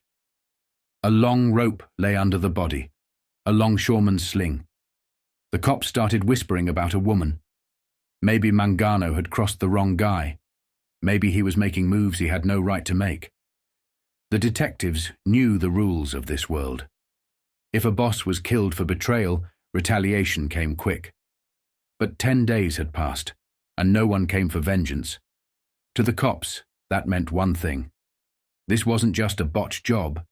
This was a sanctioned hit. Someone at the top had signed off. Even Mangano's son, Vincent, spoke to the authorities. He said his father had been trying to walk away from the mob, trying to go straight, trying to set up a new business in Virginia. The family had urged him to get out. He had asked for permission. The authorities asked the son, "What did the Mafia say?" He replied, "He is dead now. Draw your own conclusions." Meanwhile, in Washington, the Senate Crime Committee was turning up the heat. To the K-4 hearings, the murder of Philip Mangano was more than a gangland slaying. It was evidence. The committee announced its findings in a report that shook the underworld. The Mafia, it said, was the force binding the biggest syndicate in America, linking the New York families with the Chicago outfit, the Kansas City mob, and every other branch of the underworld across the country. The Mafia was a secret society rooted in Sicily, arriving in America with the first wave of escaped convicts and immigrants. It had taken over New Orleans first, then New York and Chicago. It controlled gambling, narcotics, loan sharking, union rackets, and politics. Its leaders weren't lone wolves anymore. They were a coalition, an international network. The committee laid it out clearly. The Mafia didn't tolerate betrayal. It didn't tolerate weakness. It enforced obedience with a bullet or a rope. It would kill, corrupt, and bribe to protect its secrets. For men like Costello, Gambino, and Anastasia, it was a warning. The era of guns and alleyway hits was fading, replaced by lawyers, bankers, and senators. The mob had evolved, and so had its enemies. Costello felt the shift. So did Gambino. The old ways weren't enough anymore. To survive, you had to adapt. Stay quiet. Stay out of the papers. Stay away from the cameras. Never kill when you can pay. Never draw blood when a dollar will do. Never give the press a headline, the cops a witness, or a politician an excuse. The mob that came out of Prohibition was no longer about Tommy guns and alleyways. It was about connections. It was about knowing when to walk away. Costello had built the roadmap. Gambino would walk it, and one day claim it for himself. When the Mangano brothers disappeared, the New York Commission wanted answers. This wasn't some neighborhood beef or a body dumped in a lot. This was a boss and an underboss, gone. The one causing the biggest stir was Philip. He'd been making noise for years, but in the old Sicilian code, if someone kills your brother, you don't walk away. You retaliate. You draw blood. The only way to kill a Mangano was to kill both, and that's exactly what happened. Vincent went down too. To the rest of the Mafia, it felt like a warning shot across the bow. New York was burning. The Kiefer hearings were heating the press, and now the commission was looking at Brooklyn like it was a lit match in a powder keg. But Albert Anastasia had cover. He had Costello, the Prime Minister, and Costello gave him room to operate. Costello refused to back the narcotics crews, refused to open that door for the mob. But when it came to the docks, Anastasia's kingdom, he gave the nod. That was enough. The commission looked the other way because of who was at the table. Tommy Lucchese stood close to Anastasia. Anastasia promoted Carlo Gambino, and that meant Lucchese had another man in a high seat he could count on.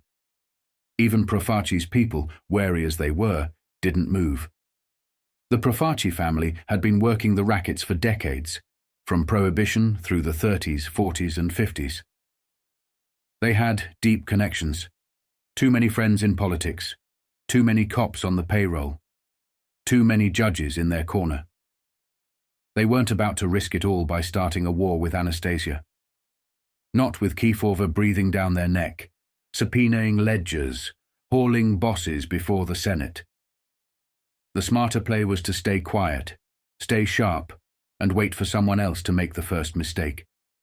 Bonanno watched it all from the sidelines. He felt it in his bones. This was an opening. The Mangano brothers were gone. Anastasia was unpredictable, a madman with too much rope, making enemies every step of the way. But alliances were shifting. Gambino and Lucchese were rising together. They were locking the docks. Profaci's people weren't about to stand in their path, and neither was Vito Genovese. Genovese kept quiet. Luciano, from across the ocean, kept quiet. The old boss in exile wasn't going to call for retaliation when the result was more stability for the syndicate. Let Anastasia rise. Let Gambino move into place. Let Lucchese solidify the docks. Let Joe Adonis and Frank Scalise cement their positions. Let the entire Mangano operation answer Costello and Luciano. Bonanno watched, calculated, and started spreading his own tentacles. The future was in narcotics. He put men like Carmine Galante to work, cold, brutal operators who could build pipelines and bury bodies. Galante was no lightweight. Even Luciano, for all his influence, despised him, knowing exactly how dangerous he was. The Mafia was evolving. The old names weren't going away, but the rules were shifting. Anastasia would rise, and with him came the cracks that would one day break the mob wide open. Bonanno watched and waited. In a room where every glance could mean death, and every nod sealed a future, he made sure that when the guns came out, he wouldn't be in their line of fire. And as the Mangano brothers sank into the marshes of New York, the rest of the Mafia felt it. A shift. An era was ending, and a new one was about to rise from its ashes.